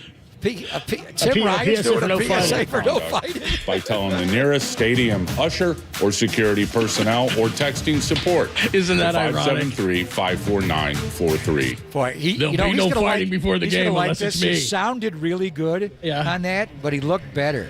His hair was amazing. He coiffed it up for him. I'm struggling with the hair day because it's so damn windy. There's 3 people I'm concerned about today. Brock Purdy in the wind, Jake Moody in the wind, and me in the wind with my hair. I'm having a bad hair day. Did you do a little extra bumble and bumble today? Can I get the Tim Ryan skull cap for the game? Maybe we'll go dueling skull cap. You got to do a little extra bumble and bumble, man. Keep it in place. I'd say we get him some cleats so he grips into the floor. He was so excited about being on the scoreboard. Pop! Hold on. Look at me. Like, what? I look up, and there he is. All right, what were talking about not fighting. All right, so the other part is they're young in the secondary. This team lost, John, or who asked the question? Copes. Yeah, someone. Von Bell and Jesse Bates III. Maybe outside of Micah Hyde and Jordan Poyer in Buffalo, who has a better safety tandem than what Cincinnati and Anarumo had? They're both gone. They are young in the deep secondary, and they're trying to figure out the terminology. One thing they're going to do, you were talking about how they're going to cover and who's open. Right. From what I hear from my spies, they're going to treat George Kittle like they treat Travis Kelce, and they play Kelce a lot, obviously in Kansas City, big games, championship games the last couple of years. So they're going to have somebody run with him, and then have one of those safeties over the top. But they are young. Mike Hilton, the nickelback, is a good player. The Pittsburgh Steeler, he'll be inside all day long. But Cam Taylor-Britt is a young guy, second-year player. Great speed, has a couple of picks. And DJ Turner, Wuzier's not playing anymore. So DJ Turner, also a rookie out of Michigan, round 2 pick. He runs a 4.26, but he's small. He weighs 180 pounds. So I think the key thing is they are really young in their secondary. Let's talk McCaffrey. We talked about it a minute ago. While defensively, so much has been focused on them not getting sacks. What the 49ers do, they run the football, and they weren't able to do that last week to maybe help Brock out. So what do you expect out of the running game today? Oh, they're going to run it. They're going to run it at this team. This team is just not a good run. Two things, John. They don't run it, and they can't stop the run. Yeah. But this is a great team. People are sleeping on. They've won their division the last 2 years. They've been in the AFC Championship game the last 2 years. Remember when the Niners played them late in the year in 21 in Cincinnati? It was a great game. Great game. And they wound up, Chase scored 2 touchdowns on Ambry at the end. 49ers won in overtime. After that, Cincinnati did not lose a game again until the Super Bowl. The 49ers lost 1 game in Tennessee and lost the championship game. So these two teams, last year, I thought we were going to have a Bengals-49ers Super Bowl Part 3. And they lost the championship game, obviously, and their game was much, much, much closer. So some of these numbers are a bit befuddling, and I think it's really attributable to Burrow's right calf injury. They can't run the ball because they've been in the gun all year, nothing under center. Joe Mixon's a good back from Oakley High School, from Freedom High School in Oakley. But here's the stat. They have allowed more than twice as many yards running as they've gained. They've allowed 857 yards rushing, and they only have 419 yards rushing on the year. So they've got to try to stop the run. The Niners will run at them. I saw Seattle. You watched that game. Yeah. The last one off their bye, whether it was the young back, the rookie back from UCLA, or Walker, K9. They just gashed him, and they ran right in the middle. So DJ Reader is one of their inside guys, the former Texan turned Bengal, and B.J. Hill, the former Giant. They have good run players inside, but they have not been able to stop the run. And Kyle Shanahan will run, and he will run right at the middle of this defense. All right, Gregory Charles, you guys have a great call today, and we'll talk to you shortly. Copes, you got a middle name, Copes? Yeah, you ready for this? I'm named after a character from the show Dynasty, Adam Alexander Carrington. Oh. Adam Alexander Copeland. You're so haughty. Remember Linda Evans. I didn't expect you to be a Carrington. Well, dude, I was almost Brian Joan Jr., Collins. So I could have been JR. That's my dad's other show. So. Larry Hagman. Very nice. Yeah, there you go. By the way, Washington just scored a touchdown. They lead they went Philadelphia 23-17. Just Double got a touchdown. A.J. Brown. On third down, yeah. So Washington. At home, Washington could knock off beat Philly last year. They should have beat him in game 1 this year. This year went to overtime. Yeah, they scored. Dotson scored right at the end, and then they got beat by an Elliott. So, what's that score now? 24-17. Long time to go in the fourth, but 12:03 to play. And Jalen Hurts is banged up. It looks like he's not looking great. He got the brace on the knee. Yeah, he's not looking good. Double A.J. Brown, Christensen. Exactly. Come on, Christensen. He's killing him. All right. There you go. Bye. We'll see you later. All right, Chuck. Catch you later, man. Chuck. All right, Tim and Greg will take over for us. By the way, like we said, Philadelphia 24-17. Let's get some final thoughts on this whole thing. What do you think? What do you think today? Look, my thought on this is they're not going to be able to run the ball. Look, the Niners have not been great in the last few weeks in stopping the run. I know last week wasn't spectacular for Minnesota, but they didn't run the ball well themselves either. It's a better front, I think, for Minnesota than what they're going to see today. But the offensive line is porous. It's a chance for the 49ers defense to get out and show Cincinnati that they're maybe not as